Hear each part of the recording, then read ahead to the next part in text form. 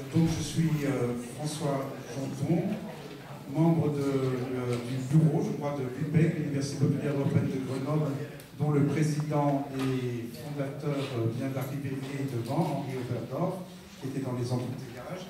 Merci à vous d'être venus. Nous allons donc parler selon un format un peu confirmé, c'est-à-dire 1 heure d'exposé. Je vais reprendre une tradition que nous avions un tout petit peu abandonnée, qui est celle de faire un point d'actualité très rapide. Interrompez-moi si je suis trop long, de 5-10 minutes du point de vue européen, de l'intérêt pour l'Union européenne.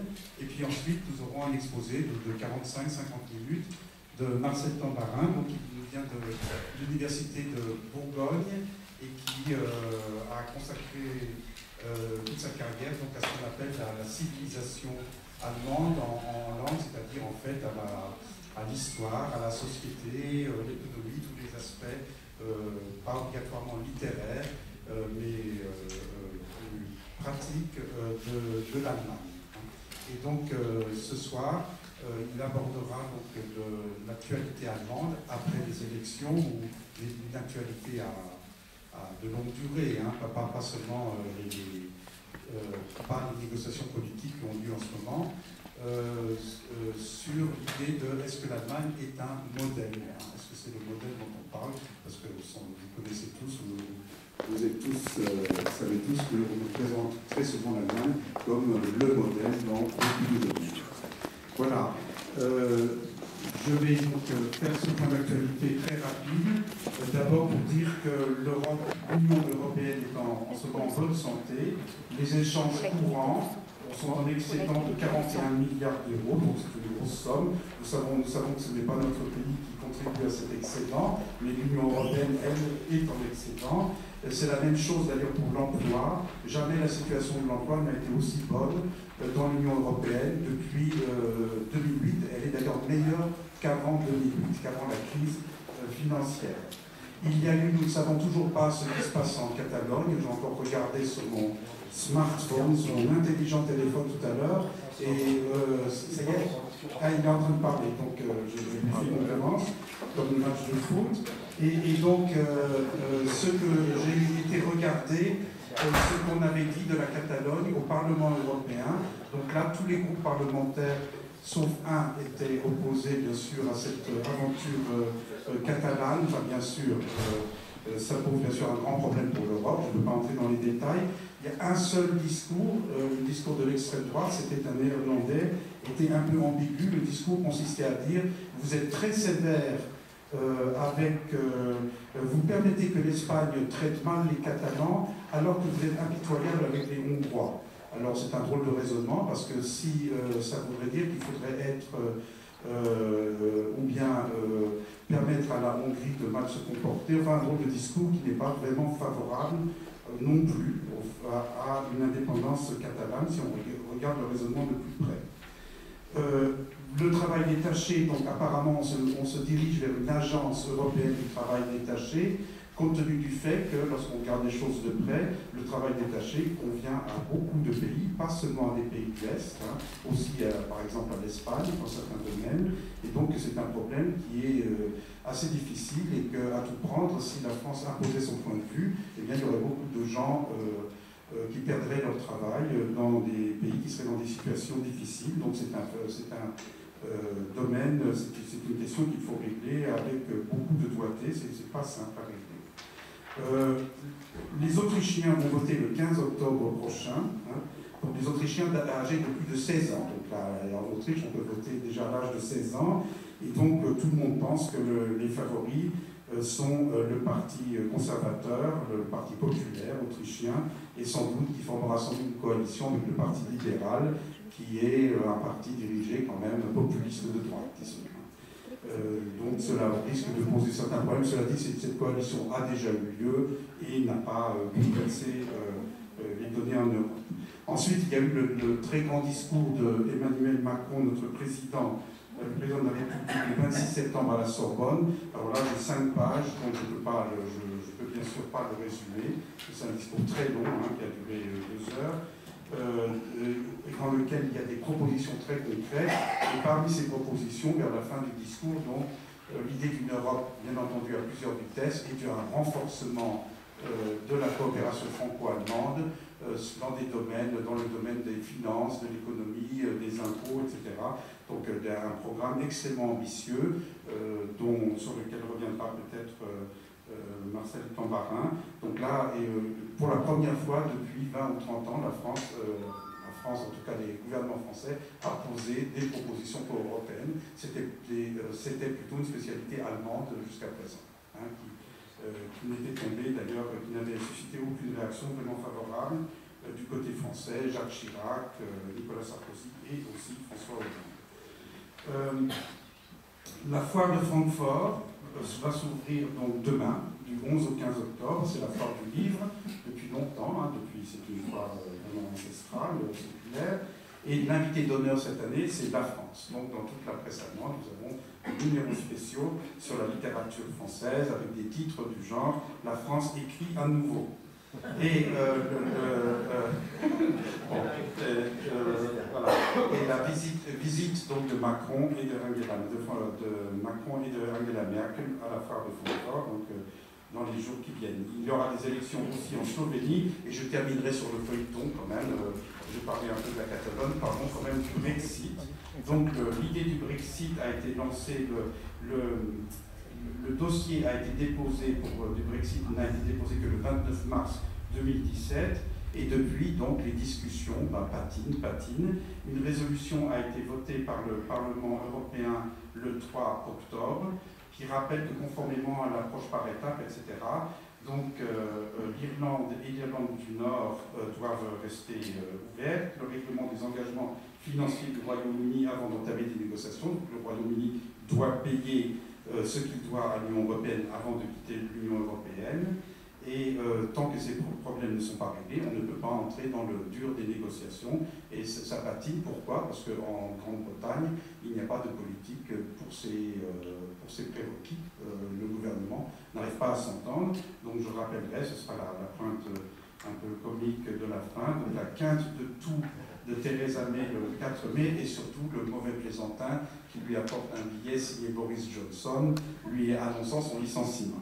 Voilà, donc nous en sommes là pour le moment. Donc c'est un dossier à suivre qui avancera peu à peu, mais qui en est au point que Theresa May elle-même envisage une sortie de l'euro, une sortie de l'Union européenne sans accord. Voilà, j'espère ne pas avoir été trop long. Pas du tout. Non, ça va, c'est 5 minutes. Donc, oui. La parole, Marcel. Par contre, j'aurais précisé tout de suite que je vais plutôt me concentrer sur la première partie du titre. C'est assez fort? Non, comment? Un peu plus fort. Plus près du micro. Oui, mais j'aurais du mal à lire mes notes. Bon, tant pis. À savoir, l'Allemagne en tant que modèle. Oui, mais j'ai mes notes sous les yeux, malheureusement. Les dernières élections, je vais parler plus fort dans ce cas-là, ont été une fois de plus l'occasion de parler du modèle allemand, de manière plutôt critique d'ailleurs, comme en témoigne l'émission de France Inter, On n'arrête pas l'écho, spécial Allemagne, On n'arrête pas l'écho, démonte das Modell en allemand bien sûr, tandis que Le Monde enquêtait, lui, sur les faiblesses du modèle allemand, et que d'autres titres ont fait de même. Mais la référence est constante, et la question qui ne cesse d'être posée en France, encore lors d'un débat récemment sur LCI, la France doit-elle copier l'Allemagne, c'est toujours celle de savoir s'il faut suivre, voire copier le modèle allemand, sans qu'on se demande d'ailleurs vraiment en quoi consiste ce modèle. En étudiant la façon dont ce modèle était évoqué dans la presse française, j'ai eu l'occasion de constater qu'il s'agit d'un modèle qu'on pourrait appeler à géométrie variable. C'est-à-dire qu'en forçant le trait, chacun va y chercher ce qui l'arrange, en occultant ce qui contrarie son propos, par exemple les 35 heures dans les métallurgies allemandes, et au contraire en faisant ressortir ce qui lui convient. J'espère donc personnellement ne pas tomber dans ce travers, mais comme il faut bien se limiter, tant le sujet est vaste, je vais, pour ma part, me concentrer sur 3 aspects, très simplement, politique, économique et social. Je vais commencer par un aspect qui est le plus souvent négligé, c'est-à-dire l'Allemagne en tant que modèle politique, on en parle assez peu, pour continuer ensuite sur ce qui est le plus souvent mis en avant, le modèle économique, est terminé par ce qui a longtemps été occulté, mais qui tend à être davantage mis en avant ces derniers temps, c'est-à-dire l'aspect social du modèle allemand, son côté obscur pour certains. Donc je commence d'abord par l'Allemagne en tant que modèle politique. Il va de soi que je n'ai pas présenté tout le système, mais on a vu lors des dernières élections, si on les compare aux élections françaises, particulièrement riches en rebondissements, une campagne électorale allemande qui a pu paraître aussi ennuyeuse que les résultats étaient apparemment programmés d'avance. Mais cela ne doit pas faire perdre de vue, à mon sens, ce qui fait quand même l'avantage de ce système, dont je voudrais mettre en avant deux aspects, vu qu'il y a hors de question de pouvoir en présenter la totalité. Je voudrais d'abord essayer de montrer que c'est une vraie démocratie représentative et que c'est un véritable système parlementaire.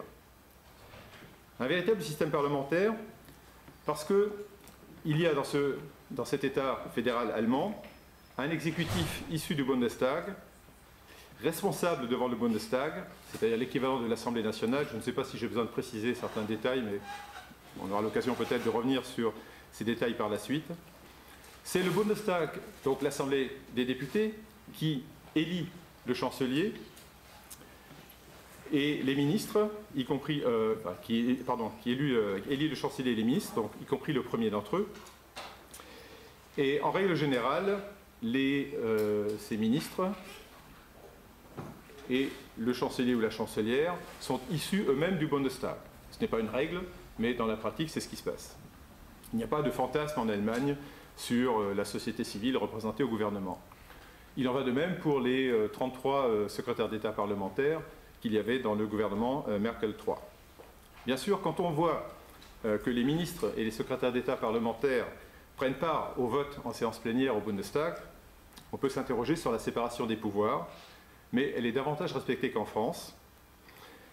Il n'y a surtout pas d'organe issu du suffrage universel pour contrecarrer le pouvoir législatif, comme le président en France, et encore moins d'intrusion dans les compétences d'un autre pouvoir.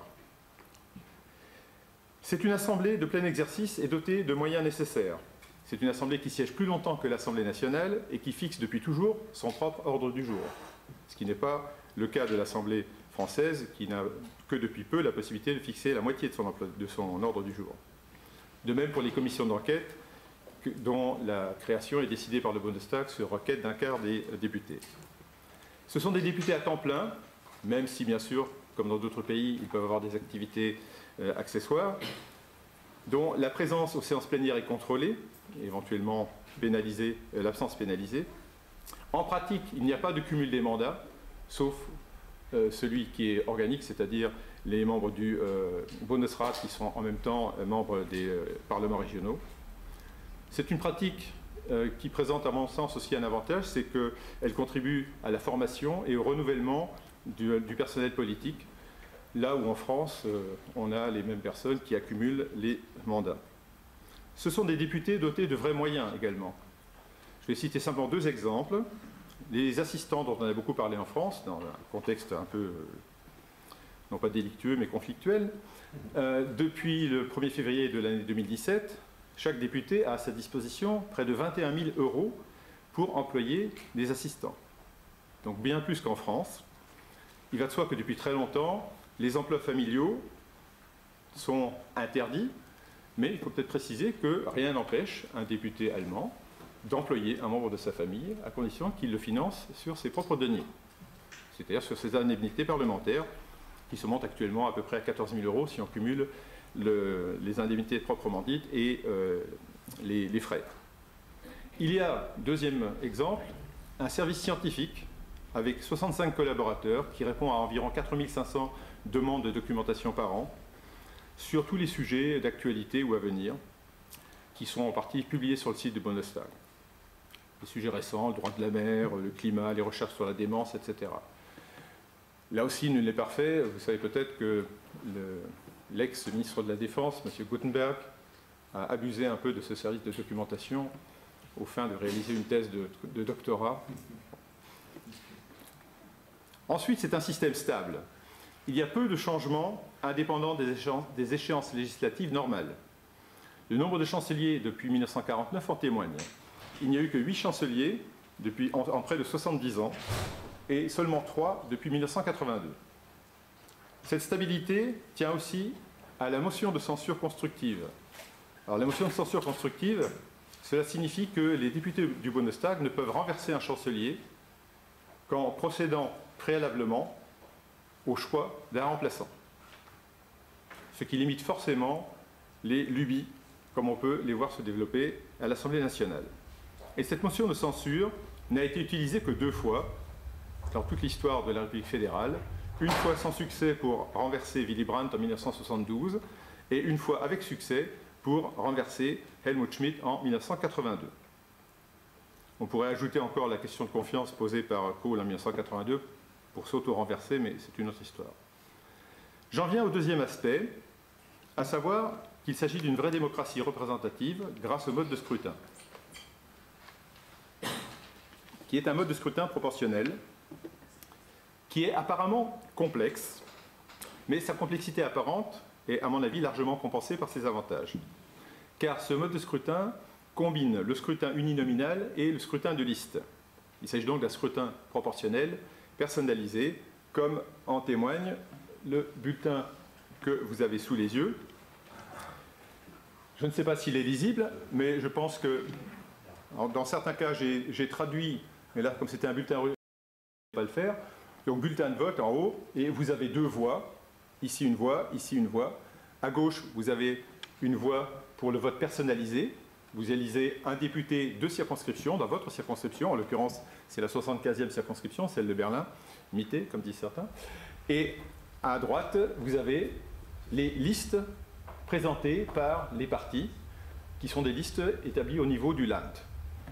Vous vous demanderez peut-être pourquoi les pirates, dont on a beaucoup parlé il y a quelques années, ne présentent pas de candidats. Eh bien parce qu'ils n'en ont pas. Ce qui fait que vous pouvez avoir les 2 cas suivants, soit une liste qui se présente au niveau de la région, du Land, mais sans présenter de candidat dans une circonscription, voire dans aucune. Inversement, un candidat isolé qui se présente, par exemple, dans une circonscription, mais qui n'a pas de parti pour le soutenir. Donc les 2 sont possibles.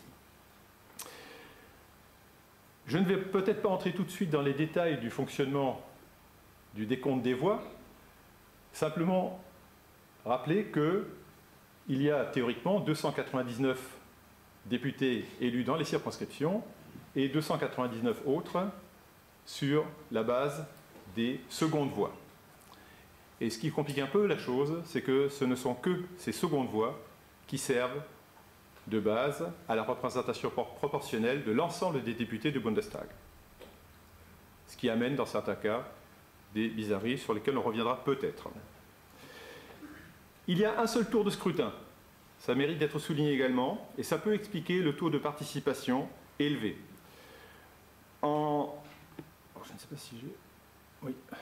En 2017, on voit que le dernier taux de participation était supérieur à 76%. Il avait légèrement fléchi un peu auparavant, mais sur l'ensemble de l'histoire de la République fédérale, on voit une moyenne qui se trouve grosso modo autour de 80%. On est donc très très loin des taux de participation des dernières législatives qui étaient inférieurs à 50%, si vous le souvenez.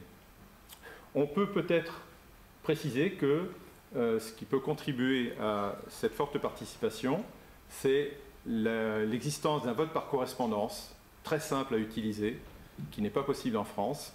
Ce vote par correspondance a atteint quelque chose comme 25% aux élections de 2013, et je n'ai pas encore eu le décompte officiel. On estime qu'il aura été au moins de 30% cette année.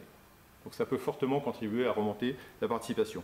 D'autres détails aussi, comme par exemple le fait que les partis politiques allemands présentent leur programme politique en langue simplifiée, ce qui peut permettre soit à des personnes qui ont des difficultés pour comprendre les textes ou des difficultés linguistiques tout simplement, peut-être d'être plus au fait de ce que les partis proposent. Quoi qu'il en soit, ce scrutin assure une représentation plus fidèle de l'électorat qu'en France, malgré la clause de barrage des 5%.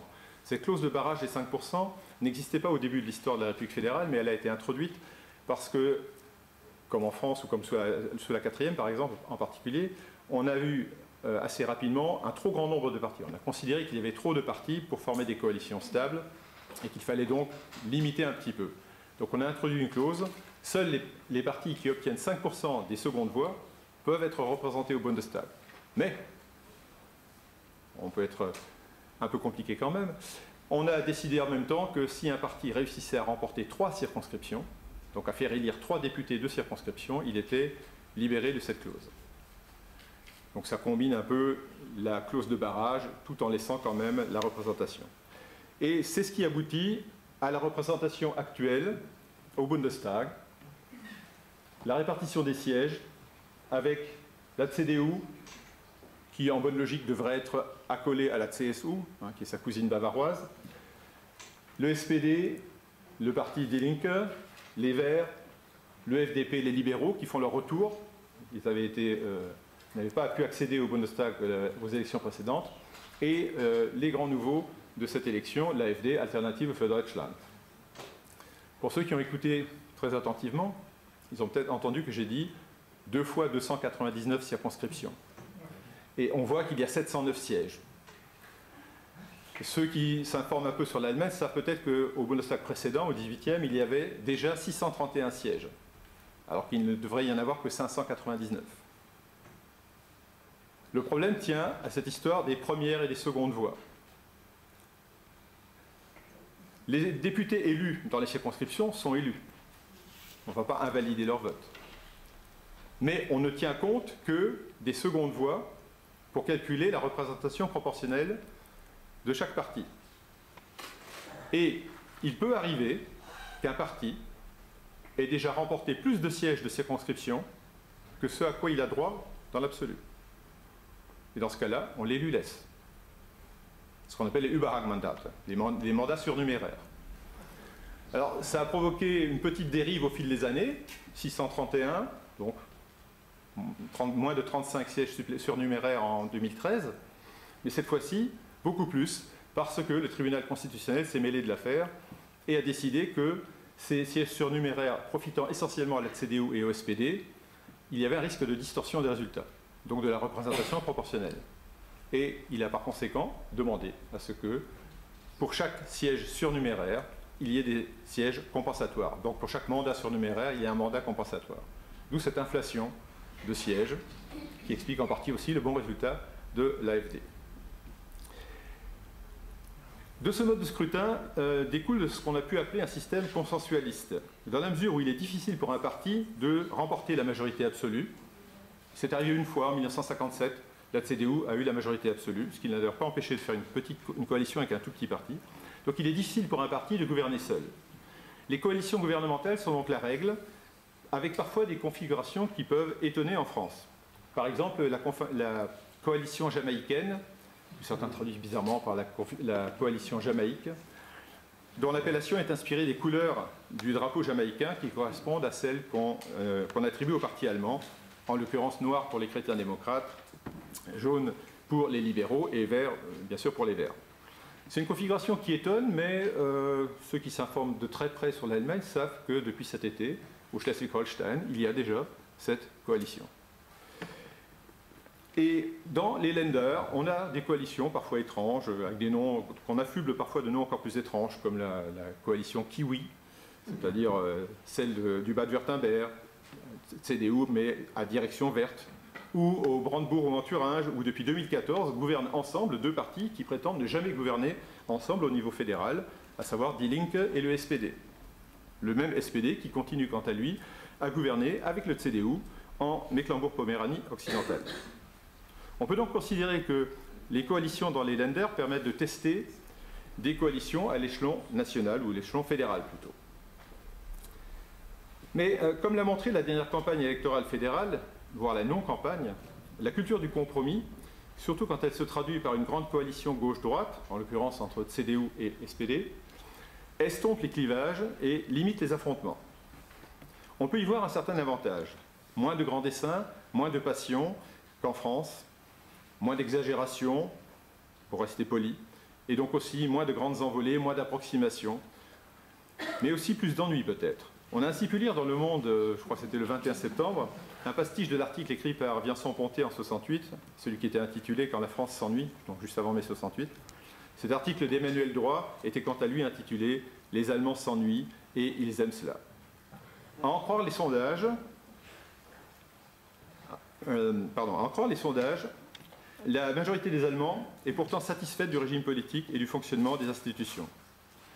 Même si, vous voyez ici, sur les 2 dernières années, donc 2015-2017, on a des taux entre très satisfaits et assez satisfaits qui approchent les 70%. Même si la comparaison des résultats entre l'Est et l'Ouest fait apparaître un décalage assez net, qu'on voit peut-être un peu mieux ici, où on a le résultat total, 58 satisfaits, mais plus à l'Ouest et nettement moins à l'Est, où c'est quand même très partagé, même avec une légère majorité de non satisfaits dans les nouveaux lenders. Mais le fait est que la campagne a été assez terne, au point qu'on a pu voir des unes assez inhabituelles dans la presse. Par exemple, l'hebdomadaire Die Zeit, c'est étonnant de voir que le pays ne vote pas à gauche. Quand on connaît la Zeit, ça étonne un petit peu quand même. Ou bien le magazine Der Spiegel tentant de réveiller une campagne endormie, avec une couverture qui montrait un ring avec des boxeurs, un tout petit Schulz, qui essayait de convaincre une Merkel gigantesque de combattre avec lui, mais Merkel lui tournant le dos d'un air totalement désintéressé. Avec un appel Aufwachen, c'est-à-dire réveillez-vous. Cette campagne a de fait montré les limites de cette forme de consensualisme. Il n'y avait qu'à voir pendant toute la campagne comme le SPD était gêné aux entournures et comme Martin Schulz a eu du mal à faire campagne contre celle à qui son parti a apporté son concours depuis maintenant 8 ans. Et surtout voir comment les grands sujets du moment, la question des migrants ou encore celle de la pauvreté, ont été évacués par les protagonistes de la campagne. Le succès de l'AfD, qui prétend articuler les soucis du peuple allemand, et en particulier sur la question des réfugiés et de l'immigration, n'est donc pas vraiment étonnant, et correspond d'ailleurs à ce qui était annoncé. Les sondages de l'an passé, de l'été 2016, annonçaient même 14%. Et finalement, l'AfD n'en est pas très très loin. Je vais peut-être baisser un petit peu le rythme, parce que j'en arrive déjà à ma deuxième partie, c'est-à-dire le volet économique, c'est-à-dire ce qui concerne l'Allemagne en tant que modèle économique, le modèle qu'on évoque le plus souvent d'ailleurs. Au début des années 2000, on considérait encore l'Allemagne comme l'homme malade de l'Europe, selon l'expression consacrée, et maintenant l'Allemagne fait au contraire figure de nouvel Hercule de l'économie. Les 2 indicateurs qu'on cite le plus souvent pour expliquer cette santé économique sont la balance commerciale et la situation de l'emploi. Et il est vrai que le chômage est tombé à un niveau très très bas, 4% au premier trimestre 2017 selon les normes du BIT, un peu plus selon les normes allemandes. Il faut savoir que les normes qui peuvent servir de comparaison pour la France sont celles du BIT, donc c'est le graphique inférieur, 4% pour l'Allemagne, plus du double pour la France. Les Allemands intègrent une partie de la main-d'œuvre qui a exercé une petite activité qui n'est pas prise en compte normalement par les normes du BIT. D'où le chiffre un peu plus élevé pour l'Allemagne. Mais c'est un chiffre qui est très très bas. Pour la balance commerciale, on connaît l'histoire, elle est excédentaire, elle est toujours excédentaire. Je crois qu'il y a une fois où on a eu contact entre les 2 lignes, et on voit qu'elle est de plus en plus excédentaire, puisque on est maintenant à... Oh, là par contre, ce n'est pas ce que je prévoyais de faire. Alors là, on est très très loin, je reviens en arrière, voilà. Je ne vais pas toucher au pointeur, ce sera plus simple. On voit qu'on est à 252 milliards d'excédent commercial, et encore, on pourrait augmenter ce chiffre si on tenait compte de la balance des paiements courants, puisque là, on dépasse les 270 milliards, et on atteint pour 2016 8,25% du PIB, c'est-à-dire une part qui est considérée comme extrêmement disproportionnée.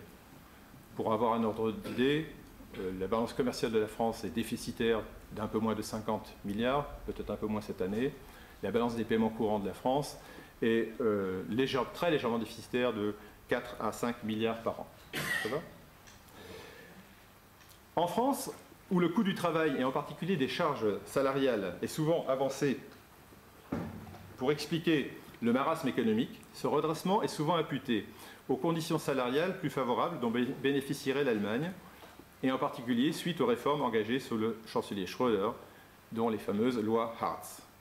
Il est vrai que les mini-jobs, c'est-à-dire des emplois à moins de 450 € par mois, dispensés de charges salariales, ont augmenté pour représenter aujourd'hui 7,5 millions d'emplois sur un total d'un peu plus de 44 millions d'actifs employés. On voit sur le graphique, enfin j'espère parce qu'il est un peu sombre, l'évolution entre 2003 et 2016. Elle n'est pas aussi exubérante qu'on veut parfois le faire croire en France. On constate surtout qu'il s'agit, il y a un socle relativement stable de mini-jobs qui sont l'activité principale. Donc le mini-job est le seul revenu d'activité de la personne qui l'exerce. Et ce qui se développe effectivement, ce sont les mini-jobs comme activité d'appoint. Cela étant, l'Allemagne a effectivement réduit ses coûts salariaux, mais autrement que par les simples mini-jobs. Même si on peut penser, avec quelques raisons, que l'existence même de ces emplois précaires exerce indirectement une pression sur les salaires des insiders, qui ne sont pas tentés d'être trop exigeants. L'Allemagne a réduit ses coûts salariaux d'abord en imposant une stagnation des salaires pendant 10 ans. On le voit ici assez nettement. On a une courbe des salaires nominaux qui monte tout à fait correctement, mais quand on corrige l'augmentation des salaires nominaux du coût de la vie, de l'indice des prix, on voit que de facto, les salaires ont stagné. On peut même démontrer, en choisissant une année particulière, par exemple 1995, qu'il y a une baisse. Inutile de préciser que pendant ce temps-là, les salaires augmentaient en France et dans certains pays comme la Grèce considérablement, ce qui peut expliquer certaines réactions en Allemagne. C'était de l'ordre de 40%.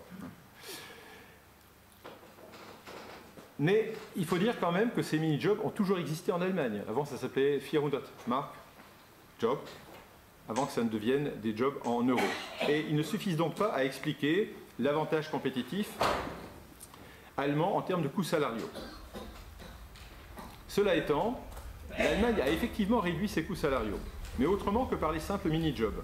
Même si l'on peut penser que... Bon, ça je l'ai déjà dit, je me répète, désolé. Je voudrais aussi rappeler une chose. On sait que l'Allemagne a adopté un salaire minimum, qui est entré en vigueur en 2015, mais jusqu'en 2015, il n'y avait pas de salaire minimum, pas d'équivalent au SMIC. Pour illustrer cet état de fait, on peut citer un exemple assez criant, le cas d'une coiffeuse en Saxe en 2012, qui gagnait 615 € bruts par mois pour 37 heures par semaine. Ce qui nous fait un salaire horaire d'environ 3,84 €, en tout cas moins de 4 € de l'heure.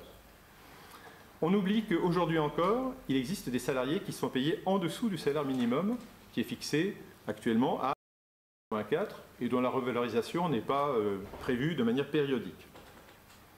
Et on oublie, ou on ne le sait pas, que ce salaire minimum est inférieur à la plupart des salaires conventionnels de branche.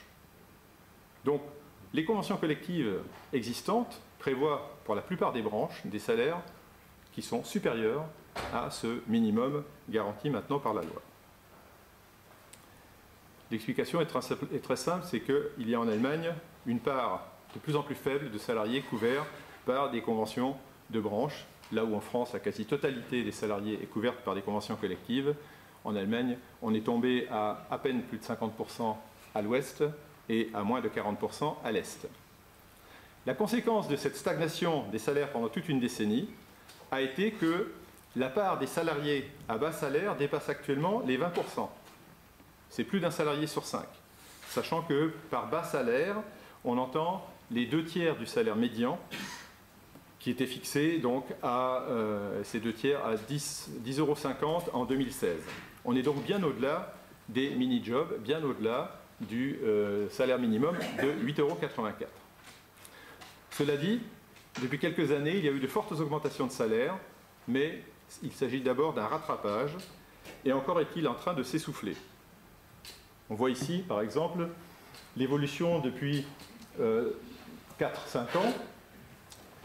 On a une augmentation des salaires réels à partir du premier trimestre 2014, croissante jusqu'en 2015, voire 2016, et depuis 2016, on voit que les salaires réels recommencent à nouveau à croître, mais dans une proportion nettement moindre.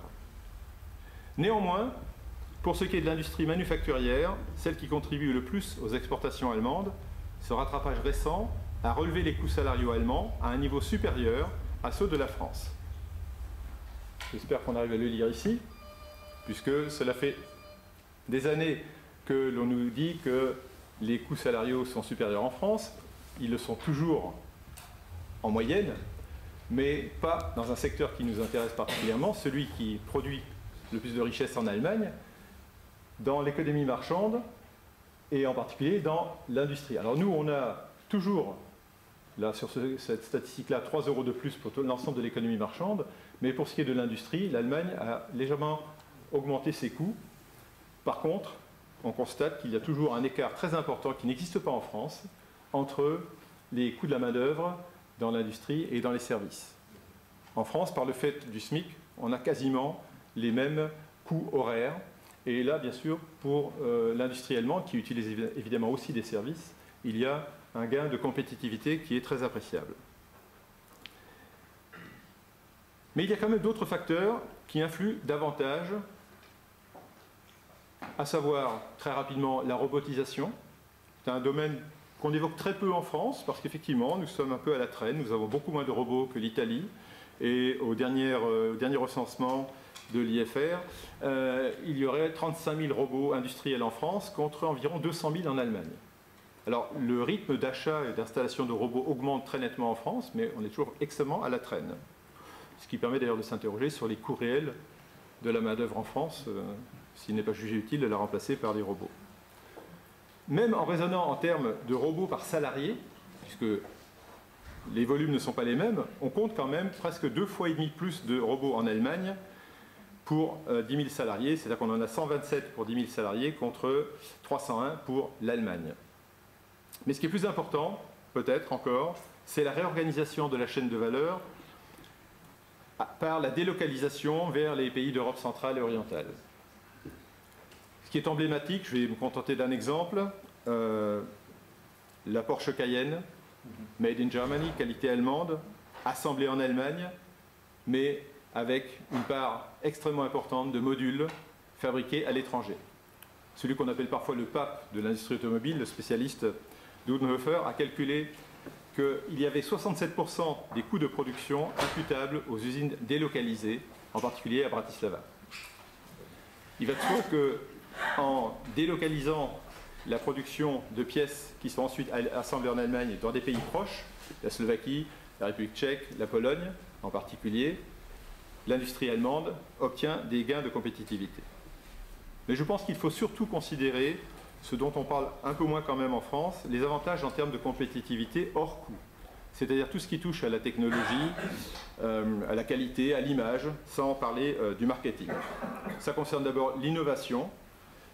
J'ai choisi un joli graphique parce qu'il est typique d'une habitude qu'on a en France, où on nous raconte parfois qu'un tel est arrivé 3e à la descente de Gstaad, mais on ne dit pas qui a gagné la course. Et là, on voit que la France est 2e déposant de brevets en Europe, mais on constate aussi que c'est après l'Allemagne. Alors j'aurais pu prendre les chiffres de l'Office mondial de la propriété intellectuelle, ça aurait été des chiffres beaucoup plus importants encore, mais les écarts auraient été similaires. On est à peu près à 2,5 fois en dessous de ce que l'Allemagne dépose comme brevet. Donc sur le plan de l'innovation, il y aurait effectivement un exemple à suivre. Ce qui est plus important, c'est le positionnement de gamme et l'image associée à cette gamme. L'Allemagne s'est spécialisée dans des produits à forte valeur ajoutée. J'ai parlé de la Porsche tout à l'heure, c'est un peu l'exemple caricatural, mais ça concerne quasiment toute l'industrie automobile allemande, qui réussit en plus à vendre des voitures, je ne vais vexer personne, aussi simples que des Golf, à un prix tout à fait décent. Et quand on y ajoute quelques options à un prix qui devient beaucoup plus indécent, en profitant de la qualité perçue, de la qualité que les acheteurs associent à un produit made in Germany, assemblé en Allemagne.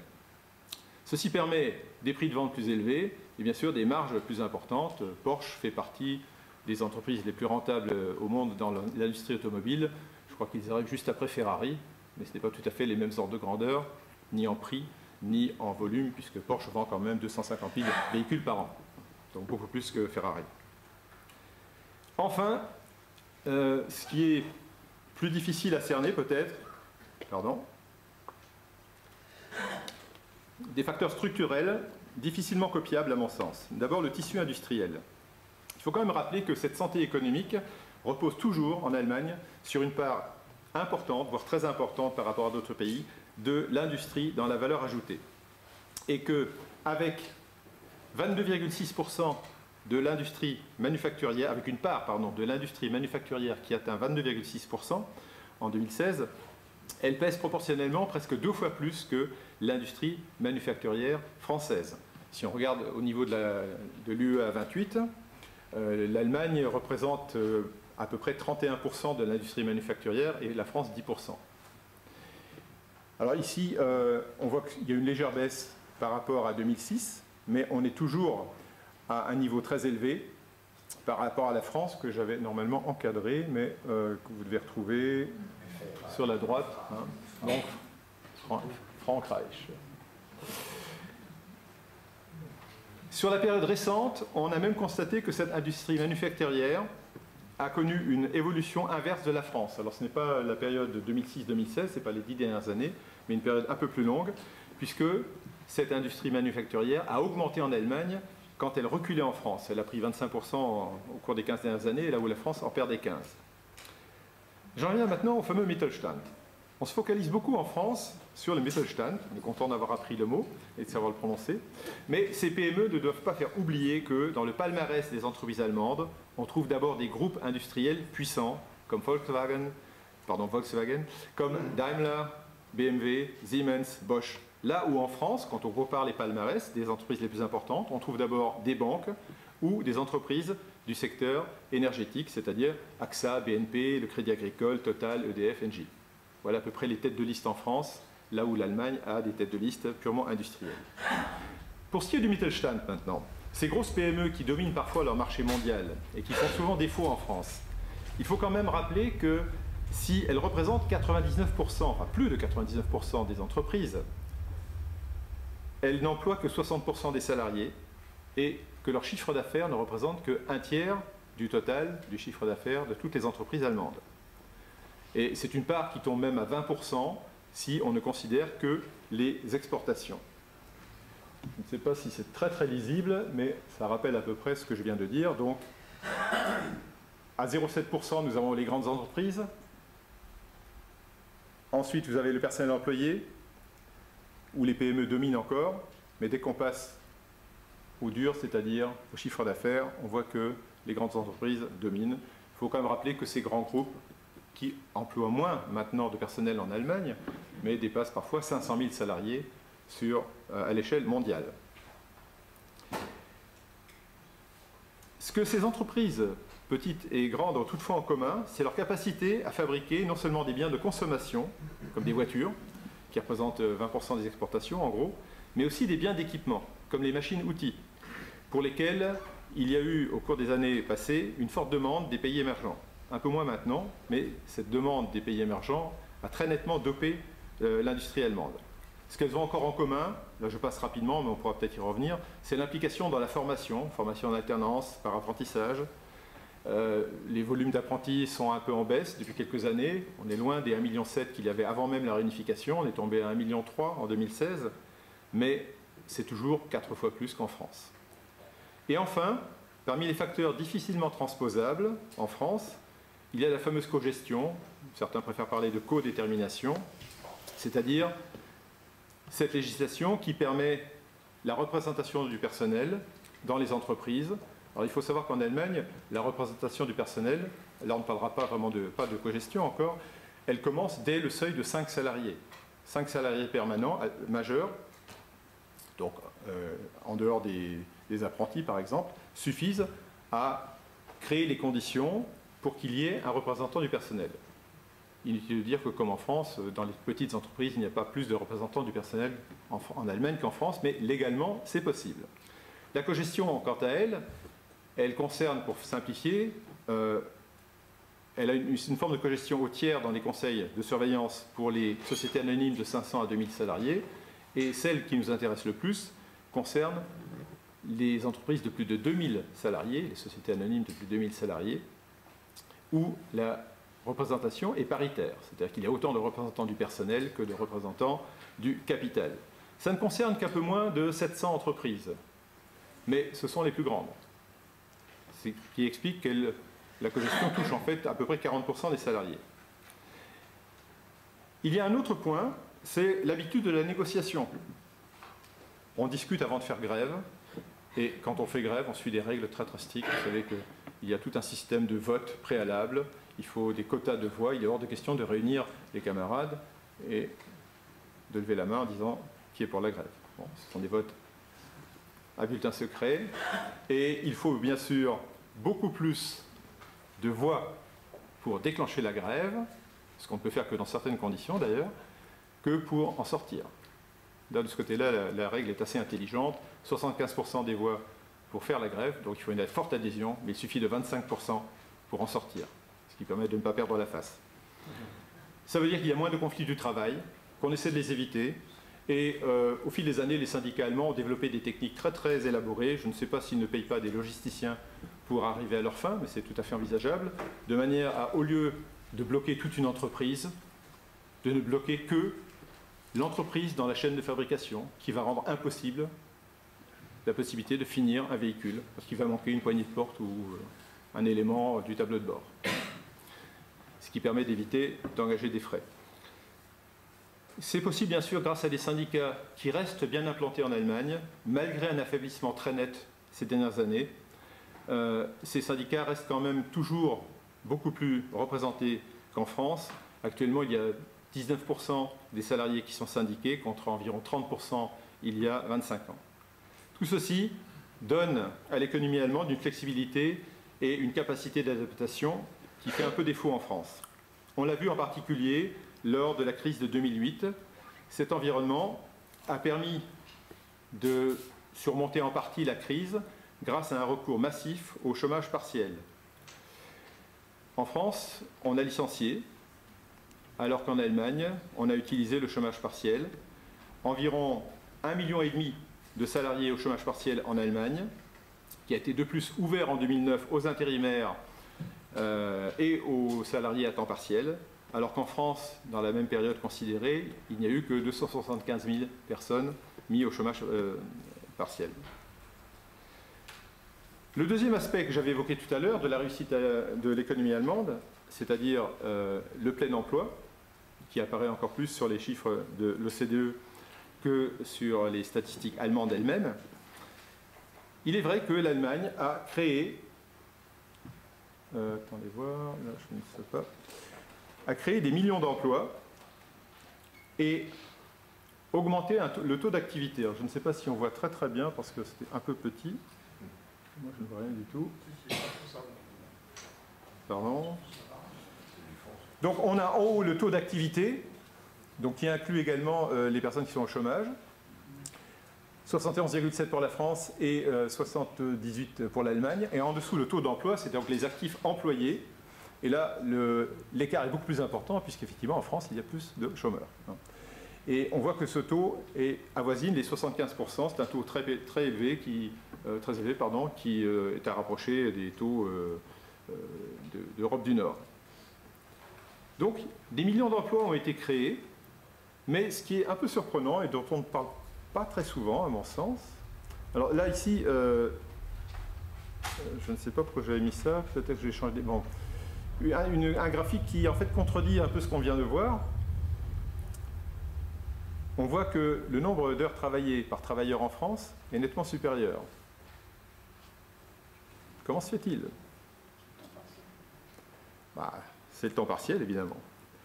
C'est-à-dire que quand on regarde ce joli graphique, on voit une évolution vraiment intéressante.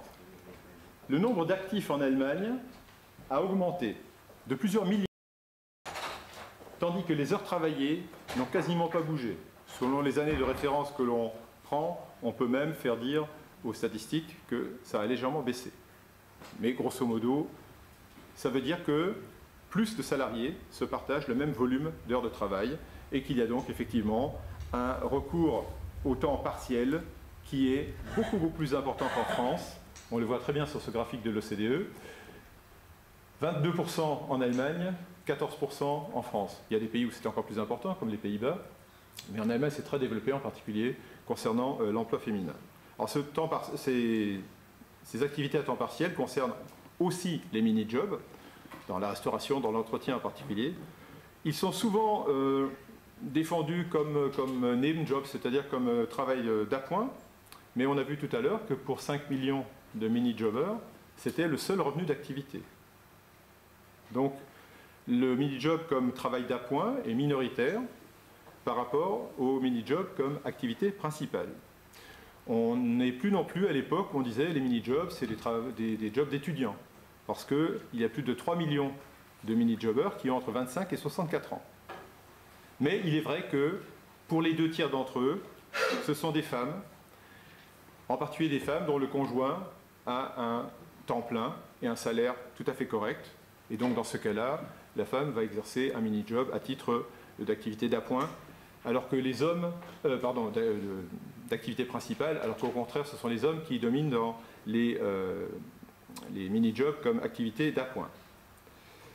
Je voudrais terminer sur ces créations d'emplois, parce qu'il y a quelque chose qu'on n'évoque pas plus en Allemagne qu'en France, à mon sens, c'est que les statistiques de l'Agence pour l'emploi classent les activités en 2 grands groupes, fondamentalement.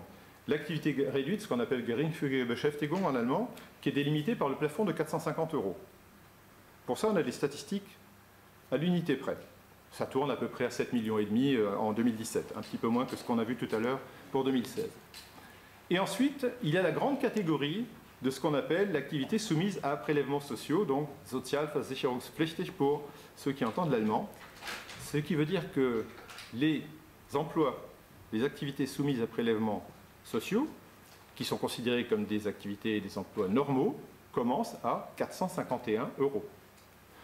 Or, il y a une marge assez importante quand même entre 451 € et ce que l'on considère comme le plafond des bas salaires, grosso modo 1 500 € par mois. Je vous rappelle qu'en Allemagne, actuellement, le salaire médian approche les 3 000 € et le salaire moyen est un peu inférieur à 3 500 €. Brut toujours, hein. Je n'ai pas précisé, mais ce sont toujours des sommes brutes, y compris pour les salaires horaires. Donc si on considère les salariés qui gagnaient moins de 10,22 € de l'heure en 2015, c'était la référence pour 2015, on arrivait à 22,6% des salariés, soit pour un peu moins de 39 millions de salariés, presque 9 millions de salariés qui ne touchent qu'un bas salaire, donc inférieur à 1 500 € brut. Il faut préciser aussi que compte tenu de la fiscalité en Allemagne, quelqu'un qui touche 1 500 € brut va toucher un peu moins qu'un smicard en France. À peu près 1040, 1040, 1050 €. Cela signifie qu'il n'y a donc pas que les 7,5 millions de mini-jobs à considérer comme emploi de qualité discutable, d'autant plus qu'il faut en retirer les mini-jobs d'appoint, mais ajouter encore quelques millions de salariés qui sont à temps plein, mais mal payés. On pourrait d'ailleurs considérer comme une preuve de cet état de fait que l'Allemagne ne cesse de déplorer le manque de main-d'œuvre qualifiée et agite le spectre d'un déficit absolu de main-d'œuvre. On s'attend effectivement à ce que la population active baisse de 33% d'ici 2060, contre moins de 2% en France, pour des raisons qui tiennent en particulier à la démographie, que je n'aborderai que tout à fait à la marge ici. J'en arrive à mon troisième et dernier volet, où j'aurai un peu moins de diapos à vous montrer, où je me pose une question, c'est est-ce que l'Allemagne est un modèle social? J'évite le titre du Monde diplomatique de septembre, dans lequel on a un titre d'un article du Monde diplomatique de septembre, qui était, si je me souviens bien, l'enfer, pas l'envers, mais l'enfer du miracle allemand, pour ceux que ça intéresse. On sait que Angela Merkel a tablé sur le slogan « Für ein Land, in dem wir gut und gerne leben », c'est-à-dire pour un pays dans lequel nous aimons vivre. Mais manifestement, l'appréciation de la situation dépend du point de vue et autorise des jugements contradictoires. Vous avez peut-être aperçu ces 2 couvertures du magazine Der Spiegel, qui depuis quelques années s'amuse à publier le même numéro avec 2, 3, 4, 5, 6 couvertures différentes. Et ici, c'était donc au début de l'année 2017, en février 2017, lorsque il y a eu un semblant de début de débat sur la question de l'équité sociale en Allemagne, débat qu'a tenté de lancer Martin Schulz, avec l'aide d'ailleurs du Spiegel. En tout cas, l'impression que j'ai eue.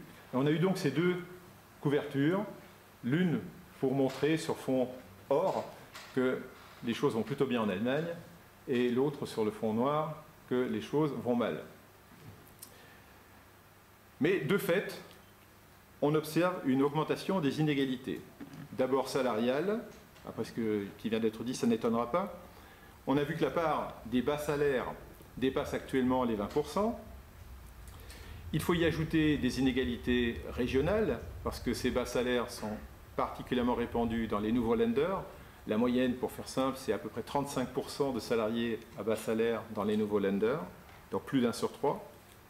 Il existe un salaire minimum, comme je l'ai dit, mais ce salaire minimum est encore inférieur au salaire conventionnel dans la plupart des secteurs, ce qui fait qu'on assiste à un creusement des écarts entre, par exemple, des ouvriers qualifiés en CDI et les précaires, les intérimaires et tous les autres salariés à bas salaire. Vous pouvez avoir une usine, je ne sais pas, l'usine BMW à Leipzig par exemple, avec une segmentation assez facile à observer entre l'ouvrier qualifié qui va terminer son mois à 4 000 ou 4 500 bruts, et puis après les intérimaires, les sous-traitants, qui eux ont des salaires nettement inférieurs, alors qu'ils travaillent tous sur le même site, dans la même chaîne de fabrication.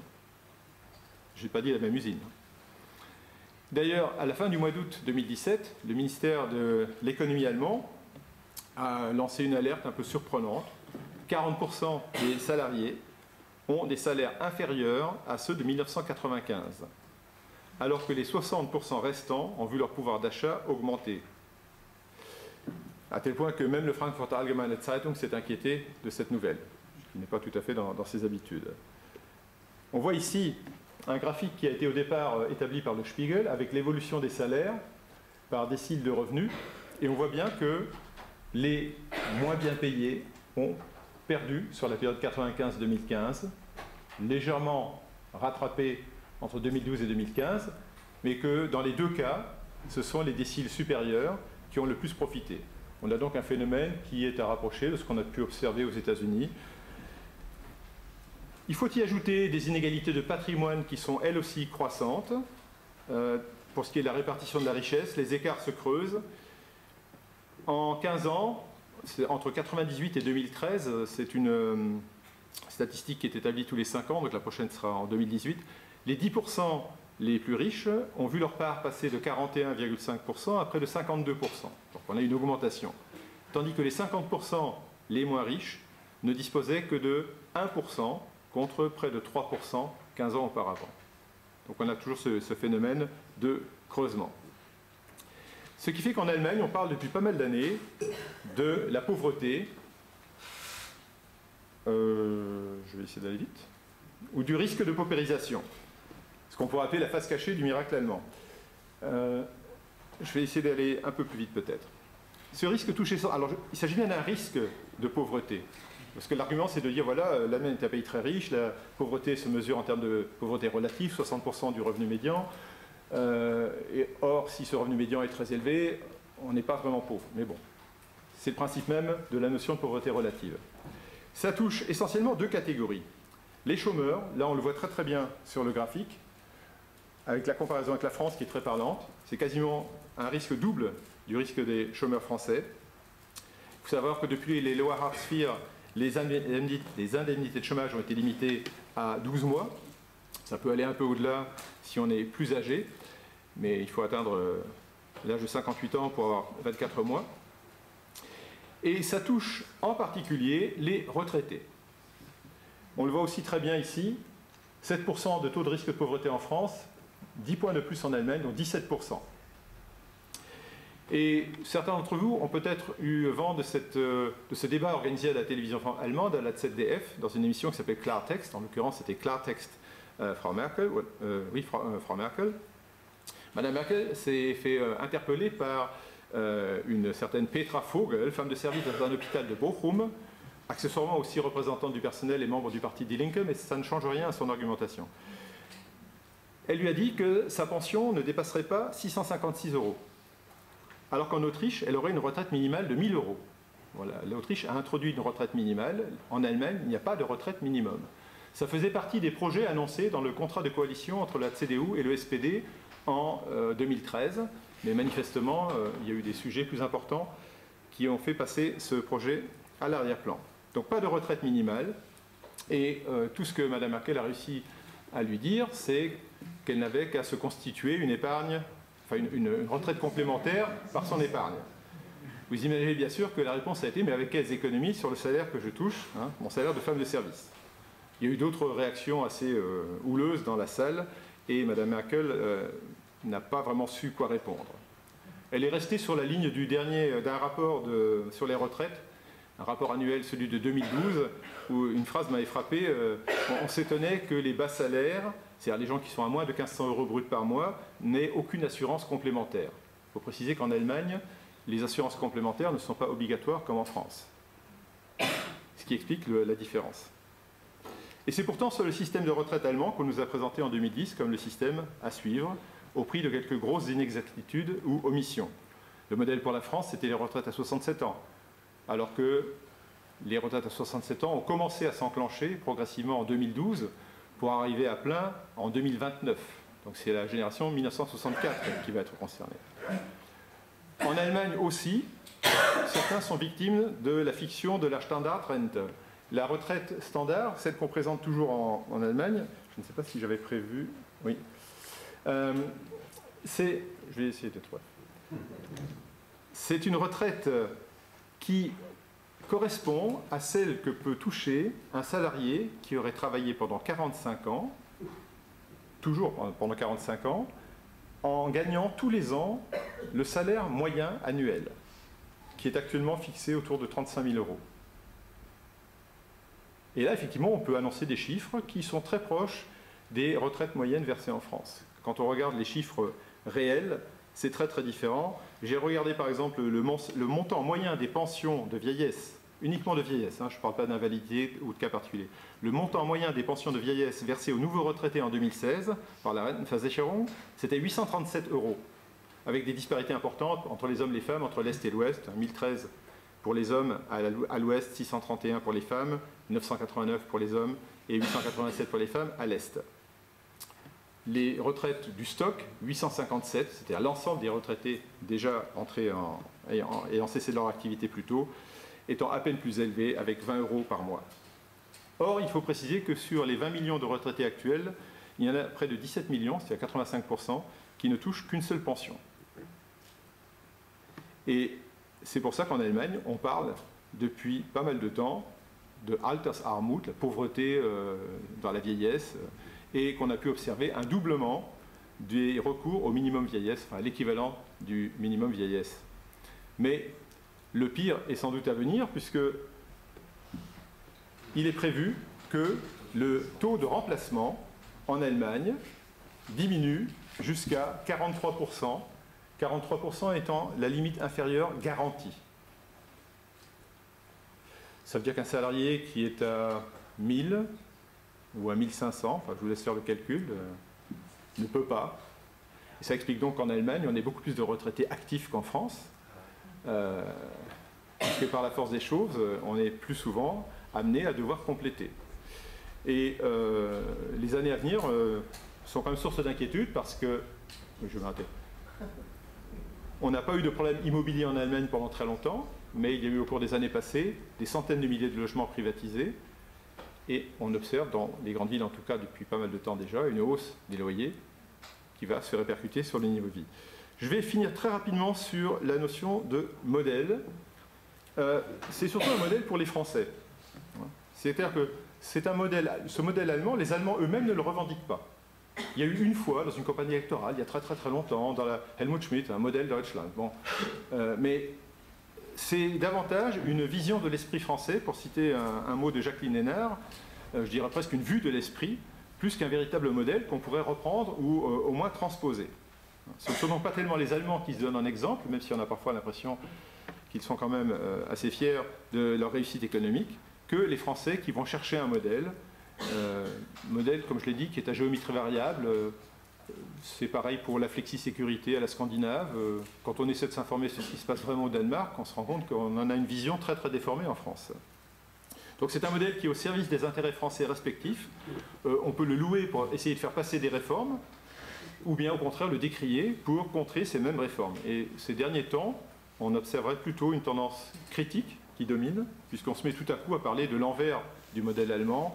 Il y a une insistance assez lourde, mais qui ne reprend que les informations qui circulent en Allemagne aussi, sur le manque d'investissement public dans les infrastructures en particulier. Bon, pour ceux qui voyagent en Allemagne, vous savez ce que c'est, le calvaire que peut être la traversée de l'Allemagne sur une autoroute, et bon, le bonheur que c'est de rouler en France, bien qu'en payant bien sûr, sans avoir des chantiers permanents et des embouteillages. Donc, à supposer que le modèle existe, il n'est sans doute pas transposable sans le contexte allemand, et je crois que c'est Daniel Cohen qui avait dit ça, il n'y a sans doute pas de place en Europe pour une deuxième Allemagne. Voilà, je vous remercie, j'ai été un peu long. Oui. Merci beaucoup.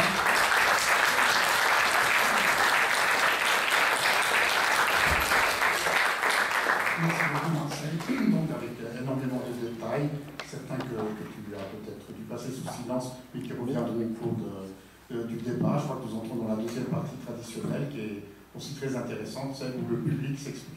Donc, il pose des questions, ou débat, ou donne des avis, et débat avec l'intervenant. Je peux oui, si tu peux sur le t'installer. Il y a un microphone dans la salle, et donc il veut poser une question.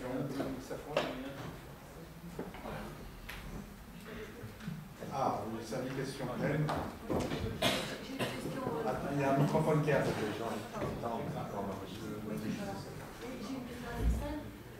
Oui, de préférence des questions simples. Vous avez dit que de plus en plus de retraités s'adressaient justement au minimum vieillesse. Oui. Et quel est le montant du minimum vieillesse en Allemagne? Très proche du nôtre. Je n'ai pas le chiffre exact en tête, mais c'est très très proche. Ça tombe 800. Mais c'est pareil, c'est un peu comme la SPA, c'est-à-dire...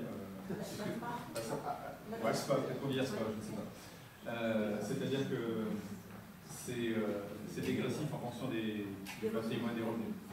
Donc il n'y a pas de somme fixe, ça varie selon chaque situation individuelle, mais grosso modo, ça a doublé. Et le nombre total alors ce sont les plus de 65 ans qui sont à la fois retraités et invalides, ça atteint le million. Alors qu'en France, ça a tendance à baisser. On est à 3% peut-être des retraités qui bénéficient de la SPA.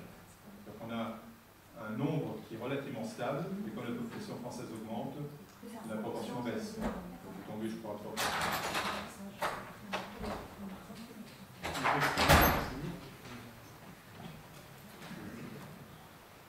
J'aimerais que vous reveniez un petit peu sur la différence entre les Neuländer, donc l'Est et les anciens. Vous avez mentionné des chiffres de revenus, mais quelle est plutôt la perception de l'avenir des gens qui sont dans les Neuländer? On voit qu'il y a des immeubles entiers qui disparaissent, qui sont vides dans certaines villes, parce que les gens partent. Il faut peut-être rappeler déjà qu'on a détruit à peu près 1,5 million de logements à l'Est. Depuis la réunification, on a beaucoup détruit de logements, puisqu'il y a des villes, même encore aujourd'hui, qui ont perdu 25% de leur population. La façon, je ne peux pas répondre à leur place, mais on peut peut-être utiliser le résultat des élections. C'est-à-dire de voir que jusqu'à l'ascension de l'AfD, qui n'a été fondée qu'en 2013, c'était le parti des Juncker et ses prédécesseurs qui rassemblaient le plus de suffrages, enfin, une partie importante des suffrages, on va dire entre 20 et 25% dans les nouveaux Länder, alors qu'ils étaient totalement marginaux à l'ouest. Et actuellement, on a bien vu que dans les nouveaux Länder, c'est pas l'AfD qui a fait ses plus grands scores, puisque c'est en Saxe, si je ne me trompe pas, que l'AfD arrive au premier parti avec à 0,1% près, mais juste devant la CDU. Donc je pense qu'il y a un problème fondamental qui n'est pas prêt de se résoudre. Mais je ne peux pas vous donner plus de précision pour l'instant. Il y a une autre question. Alors, encore une question salaire. Il est bien connu que les salaires des professeurs en France sont très très bas. en Europe et dans le CDE. Et en Allemagne, les salaires sont beaucoup plus élevés. Est-ce qu'on peut essayer d'expliquer comment c'est possible? Comment sont payés les professeurs en Allemagne? Est-ce que c'est une question de nombre? Je ne sais pas. Parce que l'écart est extrêmement important. Question simple, mais difficile quand même. Je ne peux moi aussi que constater des écarts, c'est-à-dire que vous avez l'OCDE publie tous les 2 ans un panorama de l'éducation, vous connaissez les chiffres. Bon, mais la question est comment c'est possible? Je vais peut-être laisser. Je vous répondrai, il y a d'abord, la France dépense plus dans le secondaire, pas dans l'université. Hein. Elle dépense plus dans le secondaire, dans le primaire et dans le pré-primaire, en santé en Allemagne, que l'Allemagne. Ça fait qu'il y a moins de professeurs. Les professeurs allemands enseignent 2 matières. Ils ont alors ça dépend des Länder, mais ils ont des services de 23 à 24, 26, 27 heures. Je parle des professeurs du secondaire. Des heures de 45 minutes et pas de 55 minutes. Mais c'est des heures allemandes, enfin, ce sont pas les séquences de cours.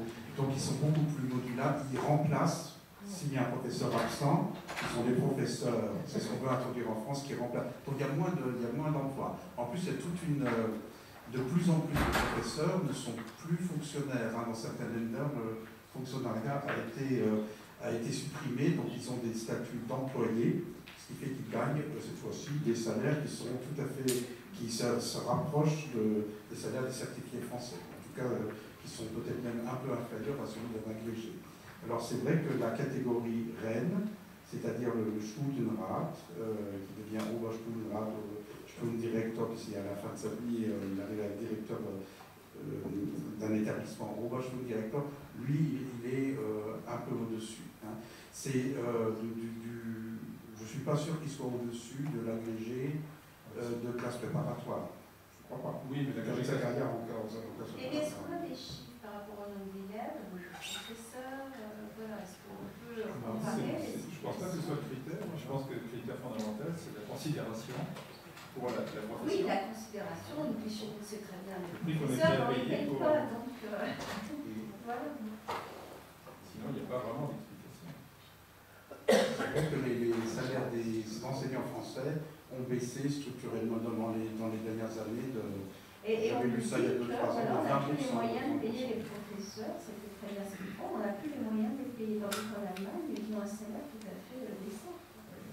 Quand ils ont un poste, attention, c'est pas si simple que ça. Hein. Suivez les jeunes Allemands qui font des études pour devenir professeurs, n'ont pas tous tout de suite un poste. Hein. Il y en a beaucoup qui n'en ont pas, qui sont obligés de se réorienter encore aujourd'hui, même si maintenant, avec les réfugiés, on a besoin de postes. Donc, il y a des, on rentrerait dans des détails, c'est des choses que je connais bien. Par exemple, des gens qui ont fait des études d'histoire. On va prendre, par exemple, histoire et anglais, 2 matières. Il en Bavière, la Bavière étant l'État qui paye le mieux. Il va terminer ses études, on ne lui offre rien. Il a fait ses études, il a 30 ans. Hein. Il a terminé, je pense, un garçon, très précis. Il a terminé ses études à 27-28 ans. En Allemagne, parfois, ce n'est pas toujours le cas, de moins en moins, ça existe encore. Et puis, il a fait ses 2 ans de stage. Il a été payé 1 000 € par mois. Aujourd'hui, ça n'a pas dû changer. Et maintenant, au sortir de ses études, il a 30 ans, il va falloir trouver. On ne lui propose rien, mais on lui dit attention, tu peux enseigner dans le primaire, donc tu vas faire une formation pour enseigner dans le primaire, parce qu'on a besoin d'enseignants dans le primaire à cause des réfugiés. Et donc, c'est ce qu'il va faire, en étant sur une liste d'attente pour peut-être avoir un poste de professeur d'histoire, de géographie, d'histoire et d'anglais dans 2-3 ans, mais ça, c'est absolument incertain. Et ça, c'est dans un ordre particulièrement prospère. Je pense comme ça par faculté, il y a beaucoup de teachers. Alors, les professeurs, quand ils sont en place, ils sont mieux payés. Il n'y a pas de discussion. Un Studienrat de 30 ans, qui est en poste, par exemple, en Rhénanie-Westphalie, qui paye un peu moins bien que la Bavière, il gagne 3 000 € net. Net, c'est-à-dire net d'impôt. C'est l'argent qu'il a. Dans un pays où le coût de la vie est pas supérieur à la France. Ça correspond à un salaire d'agrégé en classe fin carrière. La question est simplement, là-bas c'est possible, et chez nous, nous expliquent que c'est pas possible. On a moins de professeurs.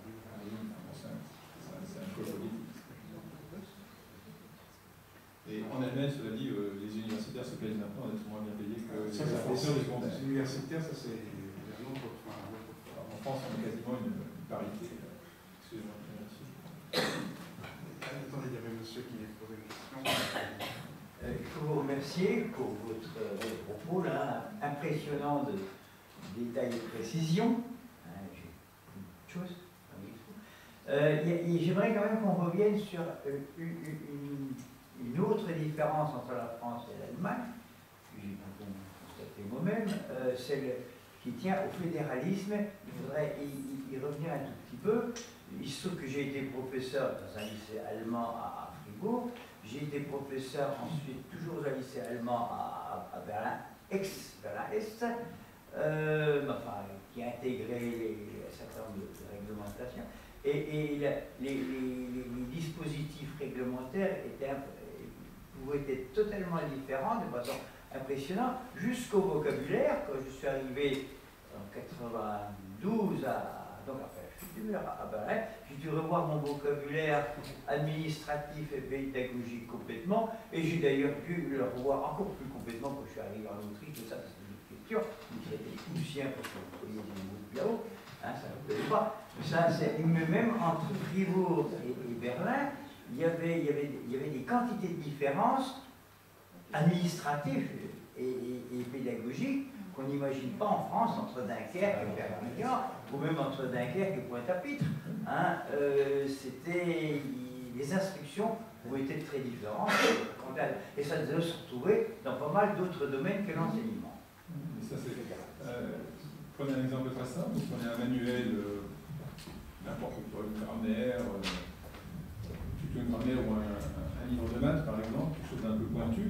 Vous ouvrez les premières pages et vous allez voir à gauche, Zugelassen, le manuel est autorisé pour les classes de, par exemple, 5e en Bavière, mais en S seulement en 4e.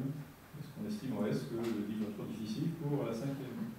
Donc c'est vrai que ça tient au fait, à la tradition fédérale, voire fédéraliste allemande, et au fait qu'il y a toute une série de domaines où les Länder sont souverains. Alors, dans la pratique, ça peut discuter, mais l'éducation en fait partie, la police en fait partie, la santé en fait partie, je viens malheureusement parfois. Et alors, dans certains cas, on a essayé d'y remédier. Pour l'éducation, on a créé il y a déjà très longtemps la Kultusminister Conference, le KMK, qui sert à harmoniser un petit peu les politiques, mais ça ne marche pas toujours très bien. Pour la police, c'est pareil, on a créé le BK, Bundeskriminalamt, mais il y a effectivement ces différences qui nous surprennent, voire nous paraissent choquantes.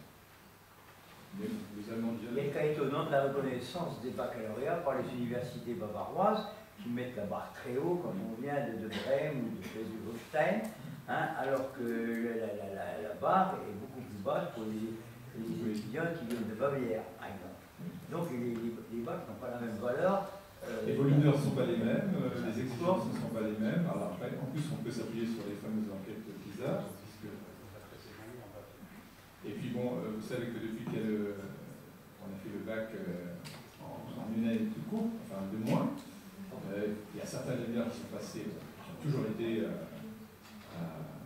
Gerhardt, donc à l'Est, mais pas tous maintenant, il y en a un qui s'est distingué. Certains ont gardé l'ancien système. Il me semble que chez Schleswig-Holstein, on peut avoir le choix entre les deux. Les parents peuvent choisir pour leur enfance, ils préfèrent préparer le bac en 12 ou en 13 ans. C'est une particularité allemande. Je ne suis pas sûr que ça mérite d'être copié. D'ailleurs, on en parle assez peu. Par contre, on pourrait parler de décentralisation à l'allemande. Oui. Il y a un monsieur qui pose une question. Monsieur.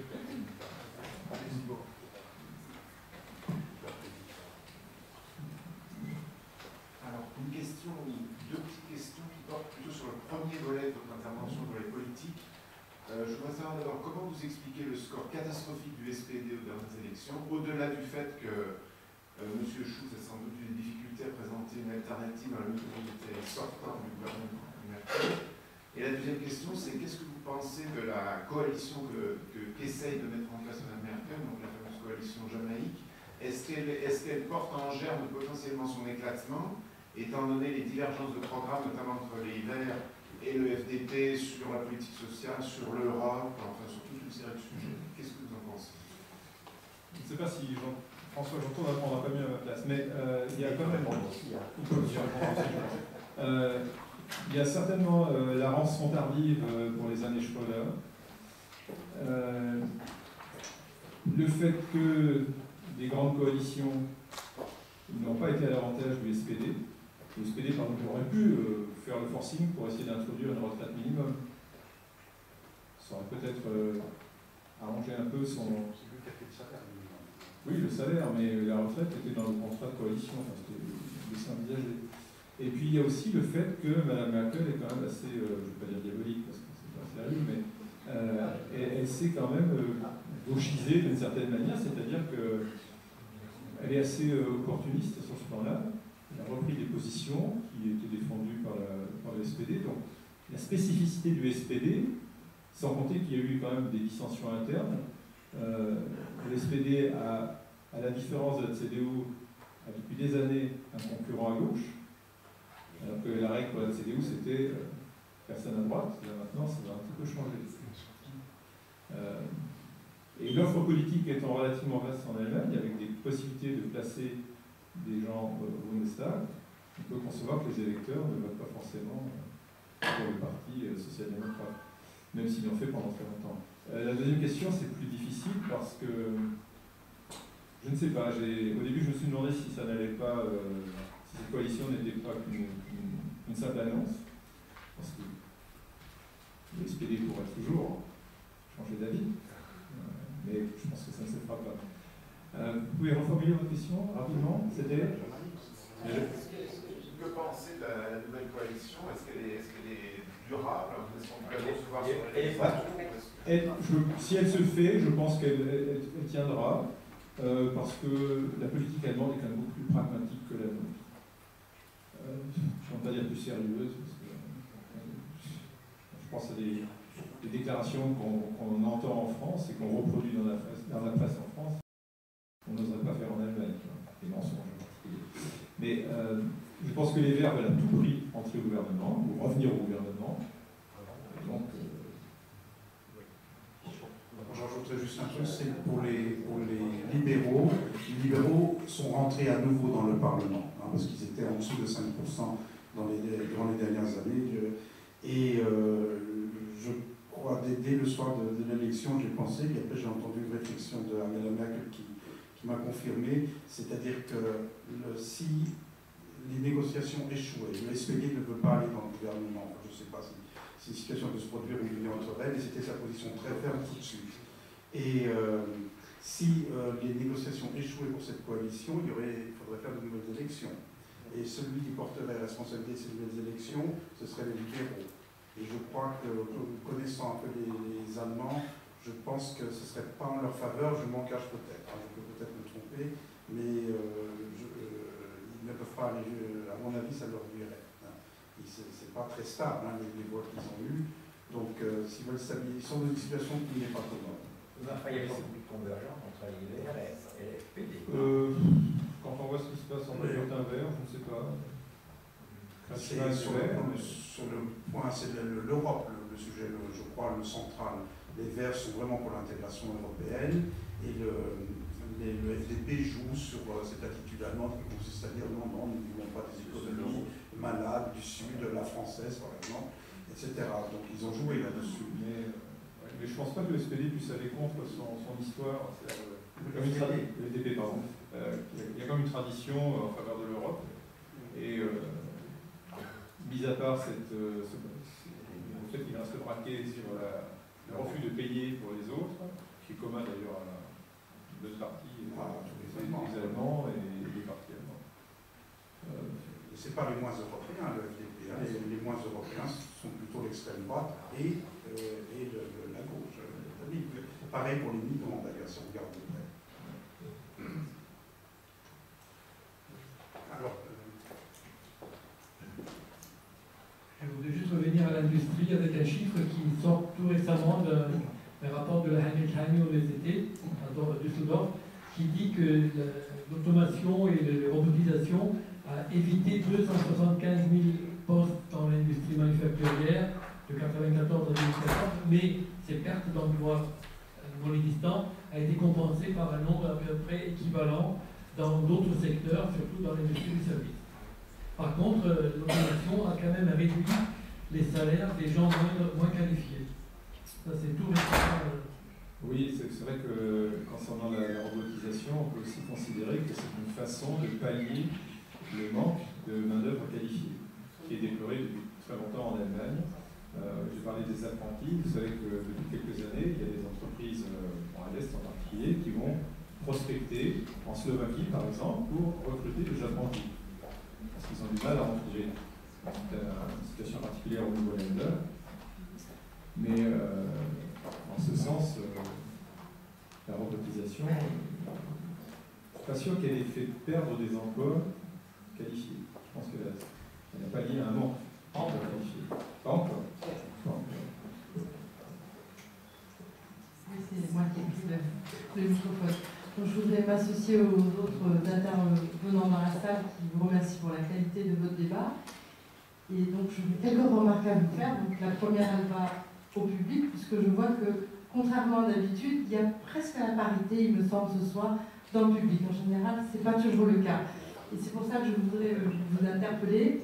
Puis il y a même la parité un petit peu jeune et moins jeune.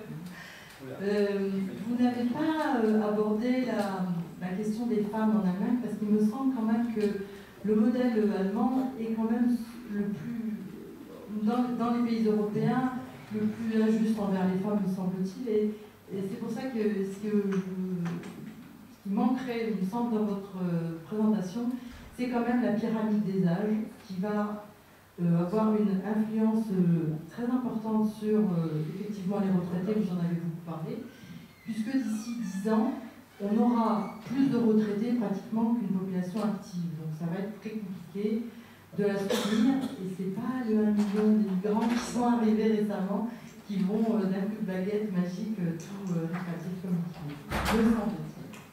J'ai effectivement laissé de côté deux grands volets sur lesquels on pourrait longtemps discuter, la démographie et la question des migrants, qui est d'une certaine manière liée, puisque la population allemande globale vient à nouveau d'augmenter de manière assez massive. Vous dites que ce n'est pas le million de migrants, mais il faut savoir qu'il y en avait déjà eu 400 000 l'année d'avant. L'année suivante, il y en a eu encore près de 400 000, et que cette année, on veut se limiter à 200 000. On était déjà à 125. Oui, et donc de toute façon, vous savez que bon, ça fait des années qu'il y a des instances comme la Bertelsmann Stiftung par exemple, qui œuvrent pour que le domaine devienne un véritable pays d'immigration et une véritable politique d'immigration, parce que justement il faut assurer la relève de la main-d'œuvre. Cette main-d'œuvre va manquer. Vous avez cité des chiffres de CDE, un tiers de main-d'œuvre en moins d'ici 2060, si rien n'est fait, alors que la France, il suffit de regarder les chiffres. Sur les 10 dernières années, la France a gagné en moyenne par an autour de 200. Alors je prends uniquement le solde démographique naturel, donc le rapport naissance-décès. La France a gagné en moyenne 280 000 habitants par an. L'Allemagne a perdu en moyenne 180-185 000 habitants. Donc sans immigration, c'est impossible. Pour revenir aux femmes, bon, j'en ai parlé un tout petit peu parce que j'ai évoqué à propos des salaires. On aurait pu effectivement remarquer qu'en Allemagne, il n'y a pas, par exemple, de loi qui impose la parité de la représentation. Et c'est vrai qu'il y a une discussion en cours aussi dans la société civile, dans le monde de l'économie, pour déplorer la faible représentation des femmes dans les instances dirigeantes des entreprises. Là, l'Allemagne, effectivement, est en retard par rapport à la France. Et c'est pareil, quand on regarde la situation de l'emploi, on peut se dire, tiens, c'est bizarre, en Allemagne, il y a plus de femmes qui travaillent qu'en France. C'est vrai. Dans l'absolu, il y a plus de femmes qui travaillent qu'en France. Et après, il faut regarder les activités qu'elles exercent, les revenus, pour ne pas dire les satisfactions qu'elles en retirent. C'est une autre paire de manches.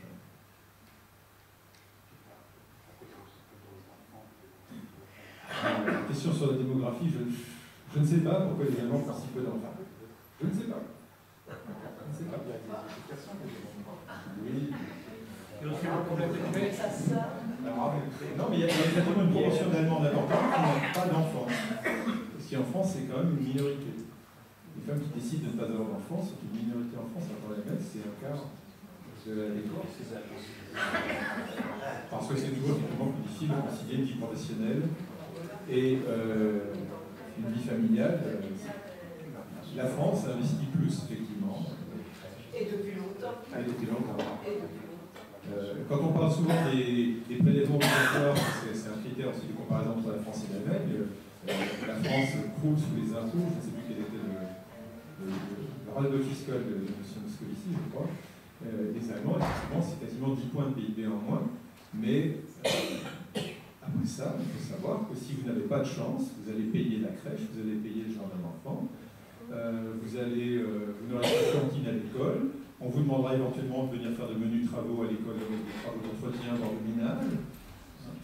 Et tout ça, ça a un coût qui est pris en charge en France par la collectivité. J'ai une question. Oui, je crois que... Je ne veux pas modifier la parité de l'intervention, mais on parle beaucoup de l'ordolibéralisme comme spécificité allemande. Il y a un livre récent qui est paru là-dessus, sur l'ordolibéralisme, l'histoire du libéralisme allemand, et le libéralisme allemand plutôt. Voilà, donc je me demandais, est-ce que dans la politique économique actuelle, il y a encore vraiment des traces d'une spécificité allemande, ou bien c'est pas très différent de ce que le FMI pourrait dire ou d'autres? On s'éloigne certainement du schéma originel et puis de la fameuse devise oui, la prospérité pour tous. Là, on voit que je commence à pêcher un peu. Et puis, autant d'États que nécessaire, aussi peu d'États que possible. C'est vrai que l'Allemagne, ce point-là, ressemble de plus en plus à... Bon, je pense que dans le cadre de la mondialisation, ça concerne également la vie des entreprises. On jurait autrefois par la fameuse Hausbank, c'est devenu quelque chose de beaucoup moins représentatif que l'Allemagne. Les systèmes de société anonyme à directoire, que je trouve personnellement assez enviable, qu'on pourrait importer en France, mais en Allemagne, on trouve que c'est un système qui est trop nouveau. On essaie de copier le système américain avec des CEO. Je pense qu'on s'en est... Vous pensez au livre de Verticia commun? Oui. Je pense effectivement qu'on est en train de s'éloigner de ce schéma. Oui.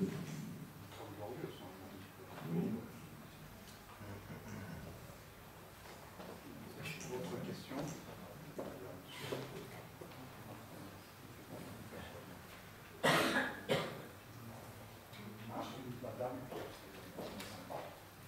Oui, je suis étonnée quand vous dites qu'il y a plus de femmes qui travaillent en Allemagne qu'en France. Est-ce que c'est un effet Allemagne de l'Est, enfin ex-Allemagne de l'Est? Parce que jusque-là, on dit toujours l'inverse. Alors, non, les statistiques sont assez claires. Hein. Il y a plus de femmes qui ont un emploi en Allemagne qu'en France. Par contre, quand on regarde la nature des emplois et le nombre d'heures exercées dans le cadre de cet emploi, on se rend compte que ce sont des emplois à temps partiel, des emplois intérimaires, des emplois à bas salaire. Donc ça, c'est ce qui explique la différence.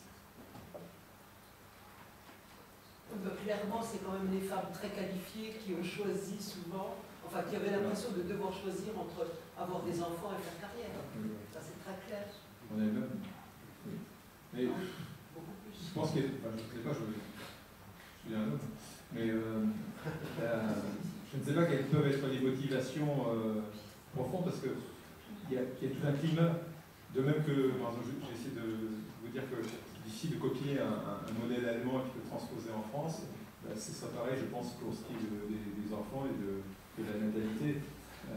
Elle est plus vivace en France parce qu'il y a tout un contexte, un climat qui favorise, qui est favorable. C'est une chose qui épate certains étrangers, qu'ils soient américains ou allemands, cette espèce de mélange qu'on a en France, à la fois de bazar et de discipline,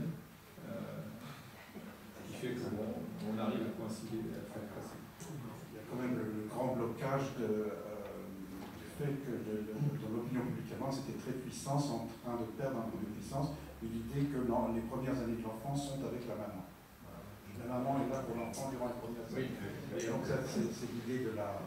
Et ça, reste quand même très puissant. Donc la femme qui ne peut pas s'occuper de l'enfant, la femme qui ne peut pas, n'a pas le temps de s'occuper des enfants, ben, elle n'en a pas, elle opte pour le travail.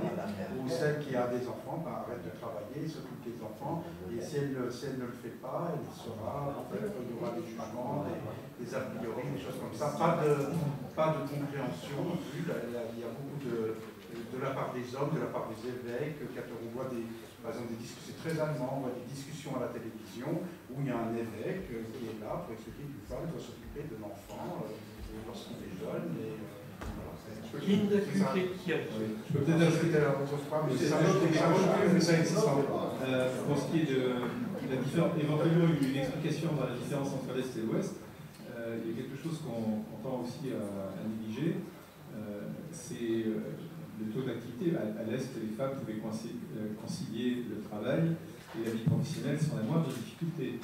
Elles pouvaient prendre un jour pour s'occuper des enfants, pas dans le mois, il y avait des crèches gratuites, etc., etc. Tout était fait pour concilier les deux. Et il est resté effectivement à l'Est, mais ça concerne tout aussi bien les hommes, une propension à vouloir travailler qui est supérieure à celle de l'Ouest. C'est pour ça que les taux de chômage sont plus importants.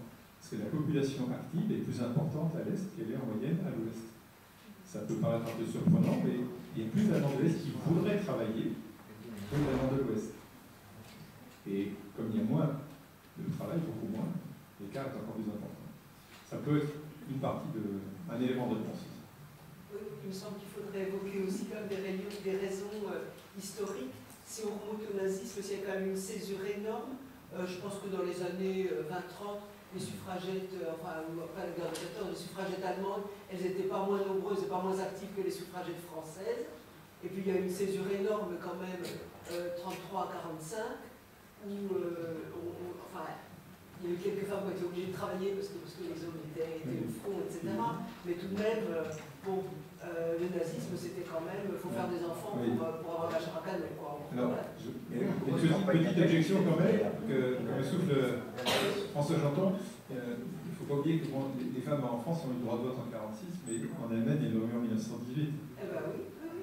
Donc, les suffragettes dans les années... Oui, mais néanmoins, la césure du nazisme a été énorme.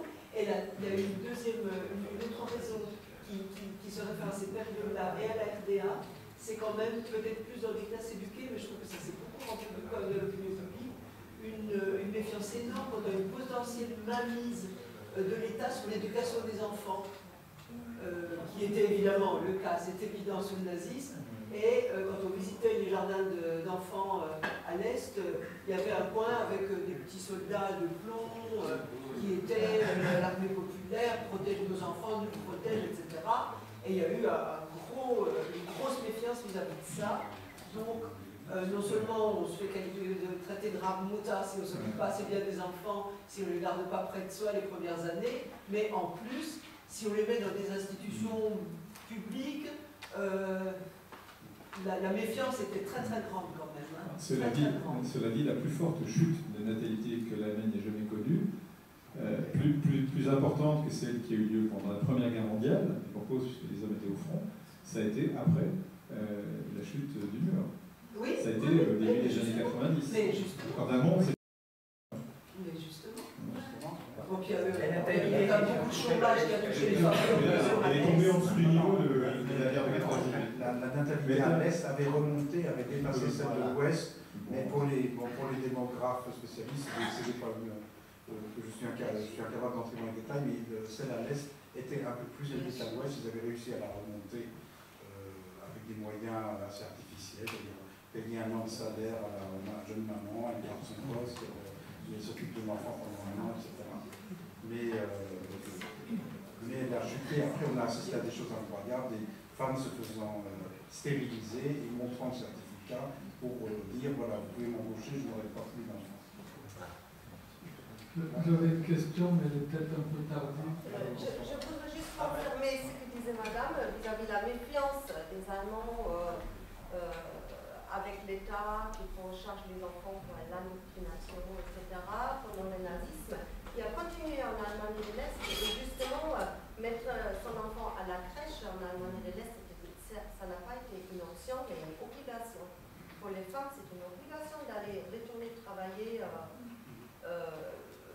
tout de suite après la naissance de l'enfant, enfin après un congé maternité. C'était généreux quand même. Hein. Mais non, mais c'était pas une générosité, on avait besoin de la main-d'œuvre, c'était une obligation. On n'a pas pu choisir entre je veux travailler tout de suite ou plus tard ou pas du tout, mais c'était obligé. C'est sûr que le système avait des justifications essentiellement économiques. Oui. J'avais une question un peu tardive peut-être. C'était sur, peut-on parler d'un modèle de politique énergétique en Allemagne par rapport à d'autres pays européens? Ça faisait partie des points. Oui, il faut en parler. D'une certaine manière, oui, puisque effectivement l'Allemagne a poussé à la transition énergétique en favorisant à grands coups de milliards le passage à des énergies non seulement renouvelables mais non polluantes, comme l'énergie solaire, tout en maintenant, tout en essayant de faire en sorte que ça ne se voit pas trop, tout en maintenant quand même un stock assez important de centrales à charbon.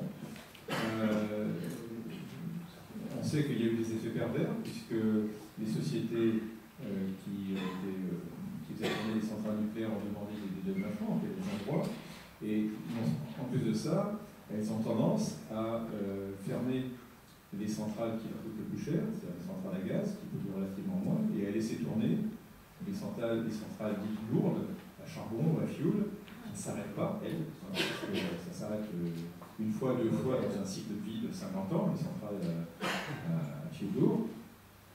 Et donc, c'est vrai que quand on regarde les bilans énergétiques en termes de pollution, d'après Greenpeace, il y a 3000 morts par an de plus à cause du charbon.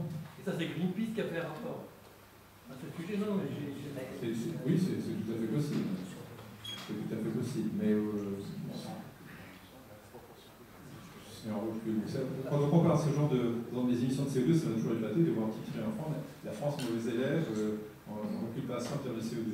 On est tellement plus bas, par exemple, que l'Allemagne, grâce ou à cause des centrales nucléaires, que c'est difficile de descendre plus bas. L'Allemagne, oui. Par contre, il y a actuellement cette crise dans l'industrie automobile, c'est bien pratique pour nous, parce que ça nous évite de parler de Peugeot et de Renault. Ça commence tout doucement à baisser. Je ne serais pas étonné que l'industrie automobile allemande, contrainte et forcée, pour survivre, change très très rapidement. Le nombre de programmes de voitures électriques qui ont été lancés comme ça massivement est assez impressionnant. Même si pour l'instant la voiture électrique est une Renault. Mais il faut savoir aussi que cette transition énergétique, elle a un prix énorme en Allemagne. On ne dit pas souvent en France que le prix du kilowatt payé par le consommateur tourne en moyenne à 28-29 centimes. C'est-à-dire, grosso modo, le double de ce que paye un Français moyen, et il y en a d'autres comme moi qui payent encore beaucoup moins. Les fois, on devrait payer. Oui, alors ça c'est une autre question. Je prends le point de vue du consommateur. Si vous voulez, vous avez en France la possibilité, alors je ne discute pas des aspects purement écologiques, mais vous avez la possibilité d'avoir une consommation énergétique qui vous revient à peu près au prix de ce que les Allemands payent pour la taxe, la EEG-Umlage, c'est-à-dire la taxe de transition énergétique. Donc c'est... Oui, oui. Alors peut-être pour clore, le titre de votre conférence c'était l'Allemagne, un modèle pour l'interrogation, et vous parlez beaucoup de la France. Est-ce que l'Allemagne sera un modèle uniquement pour la France ou d'autres pays de l'Union européenne souhaiteraient transposer ce modèle entre guillemets dans leur pays? Question intéressante.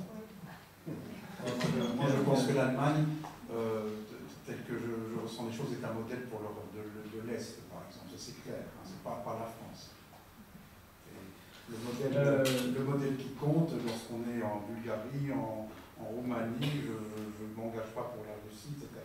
Le modèle qui compte, c'est le modèle allemand. Pour des raisons, les voitures, les machines à laver, les objets de consommation courante. Je ne sais pas si la connaissance du système des retraites allemandes est aussi répandue, je pense pas. Même chez les Allemands d'ailleurs. On voit le niveau de vie, la pensée spontanée des gens, au niveau de l'opinion. C'est-à-dire la catégorie la plus basse de Français, c'est que l'Allemagne est plus prospère, ça fonctionne mieux, ça marche mieux. Donc ça reste un modèle en Europe de l'Est, mais il y a énormément de gens qui viennent travailler en Allemagne aussi, d'Europe de l'Est, les Polonais, plusieurs centaines de milliers, plus nombreux qu'en France, beaucoup plus. Donc faire ces études, etc., on est quand même plus attiré spontanément par l'Allemagne que par la France. La France, quand elle attire pas moins de ce côté, elle attire aussi, mais moins.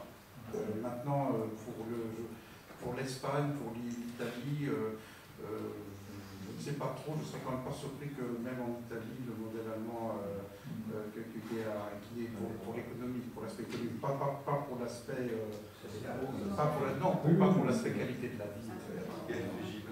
Mais il faut savoir aussi ce qu'on entend par exemple et par modèle. C'est-à-dire que est-ce que c'est un exemple qui fait envie, certainement pour beaucoup de pays? Est-ce que c'est un modèle qu'on a envie d'adopter et de transposer chez soi? Ça, beaucoup moins. Ça m'a l'air d'être un tropisme très français.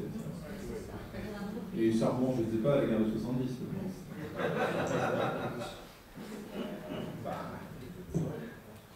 Pour les Scandinaves, par exemple, ça se sent, les Scandinaves, les Danois n'aiment pas beaucoup les Allemands, ils ont des frontières communes, c'est assez courant, mais par contre, l'Allemagne, ça compte. C'est le pays puissant, c'est le pays... donc il y a cet aspect-là. Alors c'est un pays, dans les statistiques en tout cas, parce qu'on demande dans le monde entier des statistiques qui sont faites d'ailleurs, je crois, par des Anglais, quel est le pays le plus gentil du monde, c'est l'Allemagne. Il y a une très bonne réputation. Ils surprennent toujours les Allemands même. Les Allemands sont les premiers surpris. Moi, en vous écoutant, et j'ai beaucoup apprécié votre intervention, au fond, la question du modèle, vous nous avez convaincus pour le système politique, convaincus pour le système économique, mais vous n'étiez pas très enthousiaste pour le système social.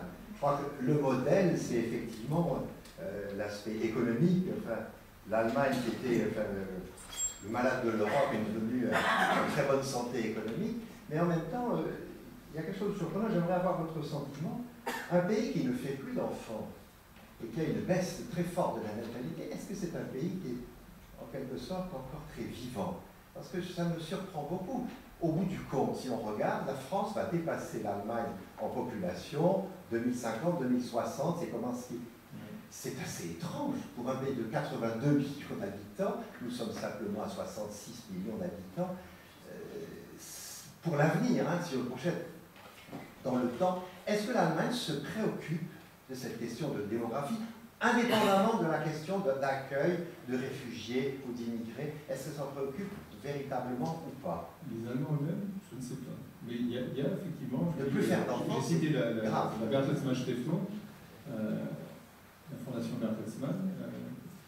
Il y a effectivement des gens qui s'en soucient, mais ce sont plutôt les milieux économiques qui s'inquiètent effectivement du renouvellement de la main-d'œuvre.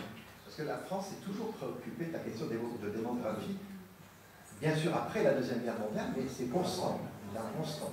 Oui, alors, je ne sais pas si si la France va dépasser la population, mais c'est vrai que si on additionne la population ouest-allemande avec la population est-allemande telle qu'elle était au moment de la réunification, ça n'a quasiment pas bougé, voire un peu baissé. Effectivement, il n'y a pas vraiment il n'y a pas de panique. Il y a des ouvrages qui se publient sur la question, mais je n'ai pas l'impression que ce soit un sujet. Ça me fait penser au chancelier Schmitt, qui avait dit, ça remonte à très loin, ça remonte à une quarantaine d'années, 78 je dirais à peu près, qui a dit oui, l'Allemagne va peut-être tomber à 35 millions, et alors c'est peut-être un peu le... Helmut Schmitt avec une fille qui n'a pas d'enfant. Oui, mais Madame Merkel n'a pas d'enfant non plus. Oui, c'est vrai que c'est une question qui se pose... Est-ce que dans l'autre sens, la France est regardée par l'Allemagne sur certains sujets, sur un dossier? Est-ce qu'elle est regardée, non pas comme forcément un modèle, mais il réussit des choses aussi? Oui, pour tout ce qui touche à la natalité, à la démographie, c'est assez évident. Le système d'enseignement, préscolaire, oui, puis le système de maternelle, par exemple. Je me souviens toujours de cette journaliste qui avait été longtemps correspondante à Paris, qui voit la première évaluation de son enfant de retour à Berlin, et elle a marqué Schmitt gut, alors qu'elle était habituée à avoir c'est des relevés très difficiles, un peu comme des bulletins de notes. Donc ça oui. Il y a aussi, mais de manière assez, pas souterraine, mais une certaine envie de la façon dont les Français peuvent parfois s'énerver. Et les Allemands, comme vous le savez, quand ils doivent prendre une gare d'assaut, d'après le mot de Lénine, qu'on prête à Lénine, ils prennent un ticket de quai. Martin Schulz avait rappelé pendant une interview cette année. Ce côté très organisé, faire les choses comme il faut. Et il y a assez régulièrement, mais c'est plutôt dans les forums de lecteurs de la presse, mais bon, des titres comme Inside, par exemple, des lecteurs assez sérieux, qui disent que quand même les Français ne se laissent pas faire. Et nous, on se laisse faire. D'abord, juste pour répondre à M. Obodo, il arrive que la France soit citée un exemple, effectivement. J'ai entendu à Berlin et à Potsdam, capitale du Brandebourg, la France maintes fois citée un exemple pour sa loi de séparation de l'Église et de l'État, hein, et puis il y a eu un ministre du Brandebourg, à Potsdam, qui a dit clairement ce qu'il faut, c'est traduire mot à mot la loi française, et puis la toucher, c'est tout. Hein, j'ai entendu un ministre dire ça. Et la France est citée un exemple, je crois qu'on vient de dire, pour les écoles maternelles ici. Hein, j'ai entendu se citer maintes fois. Non, je vais revenir sur la question de la pauvreté que vous avez traité abondamment, il faudrait peut-être aussi en faire un peu une approche géographique, parce qu'il y a tout de même des zones en Allemagne qui sont très déshéritées, où j'étais il y a 2007, j'étais en Lusace, par exemple, le Perce de France, on ne voit jamais. C'est à la frontière, en gros, c'est à ça que c'est la frontière de la Pologne. On essaie d'ailleurs de sauver une langue minoritaire qui s'appelle Sorab. Hein. Bon, ben, c'est des régions où les habitants fuient, de même que dans le Mecklembourg plus au nord, Mecklembourg-Poméranie, il y a des villages ou des villes qui se vident complètement et où les gens sont très pauvres. J'étais à Görlitz, dans une ville, vraiment, on n'a pas vu un Français depuis Napoléon, je crois. Hein, beaucoup l'époque d'Napoléon, avec des moyens fédéraux, on a refait complètement le centre-ville, c'est magnifique, magnifique, je conseille à la Görlitz, avec des magnifiques immeubles Renaissance. Le maire de Görlitz m'a proposé des appartements magnifiquement refaits pour rien du tout, je pourrais me le payer, tout simplement parce que personne n'en veut, mais moi c'est votre retraite à Görlitz, vous avez... mais la population se vide et ce sont toutes ces zones qui longent la Pologne, en gros, ce sont des zones déshéritées, on dirait en français, et où les gens fuient.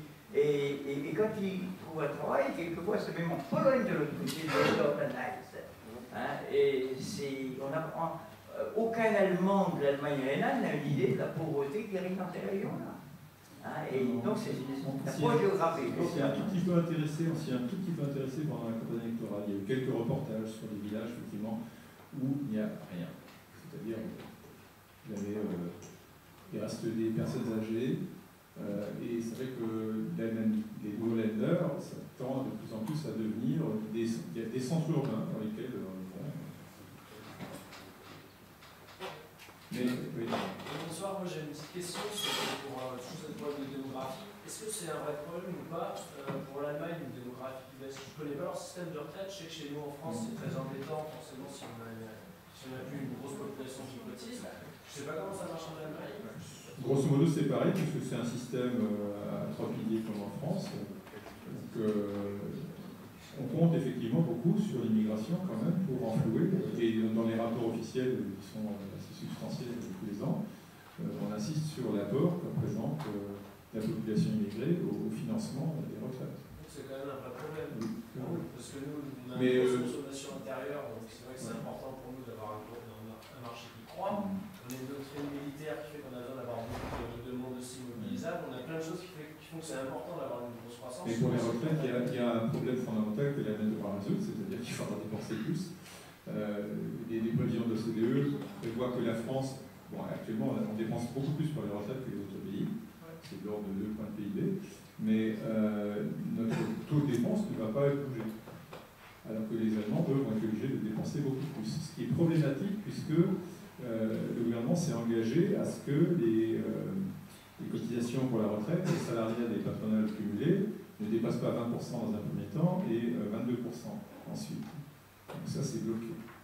Et donc le système veut actuellement pousser depuis quelques années à ce que les salariés se constituent une retraite complémentaire sur la base privée. C'est une complémentaire qui est subventionnée par l'État.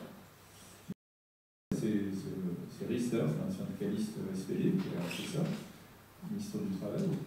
Et le problème, c'est que ce système a surtout fait la joie des banques, des assureurs, des courtiers. Les frais qui ne devaient pas dépasser 4% atteignent souvent 9 et 10%. Et maintenant que les premiers bénéficiaires commencent à toucher des pensions au titre de ces contrats qu'ils ont souscrits, eh bien, ils se rendent compte qu'ils finiront, dans le pire des cas, à ne toucher que le nominal. C'est la seule garantie qui existe. Si vous avez versé 100 000 euros, on vous donnera 100 000 euros dans 30 ans. Sauf que dans 30 ans, ces 100 000 euros ne vous rentrent pas grand-chose. Donc là, il y a un très très gros problème. Ça se voit aussi au niveau des chiffres du risque de pauvreté des personnes âgées en Allemagne. Mais bon, en Corée, ce risque dépasse les 50%. Une dernière question, monsieur. Je voulais demander aussi si la question de la parité homme-femme était également posée en Allemagne, dans le gouvernement, au Parlement. Alors, je l'ai vraiment évoqué tout à l'heure, il n'y a pas de loi qui impose la parité, par exemple, pour les candidatures, qui n'est pas toujours respectée en France, mais il y a un système d'avant. Il y a des partis qui l'ont imposé, les Verts. Enfin, c'était à l'époque où les Verts voulaient aussi imposer la rotation obligatoire, c'est-à-dire qu'au bout de 2 ans, un député démissionnait et se faisait remplacer par son suppléant. La discussion existe, mais elle ne se traduit pas concrètement par des réglementations. C'est moins important en France? Non, je ne dirais pas que c'est moins important. Je pense que c'est un sujet de préoccupation. Mais ce qui m'a frappé, c'est qu'actuellement la discussion concerne plutôt le niveau des entreprises. On constate qu'il y a plus de...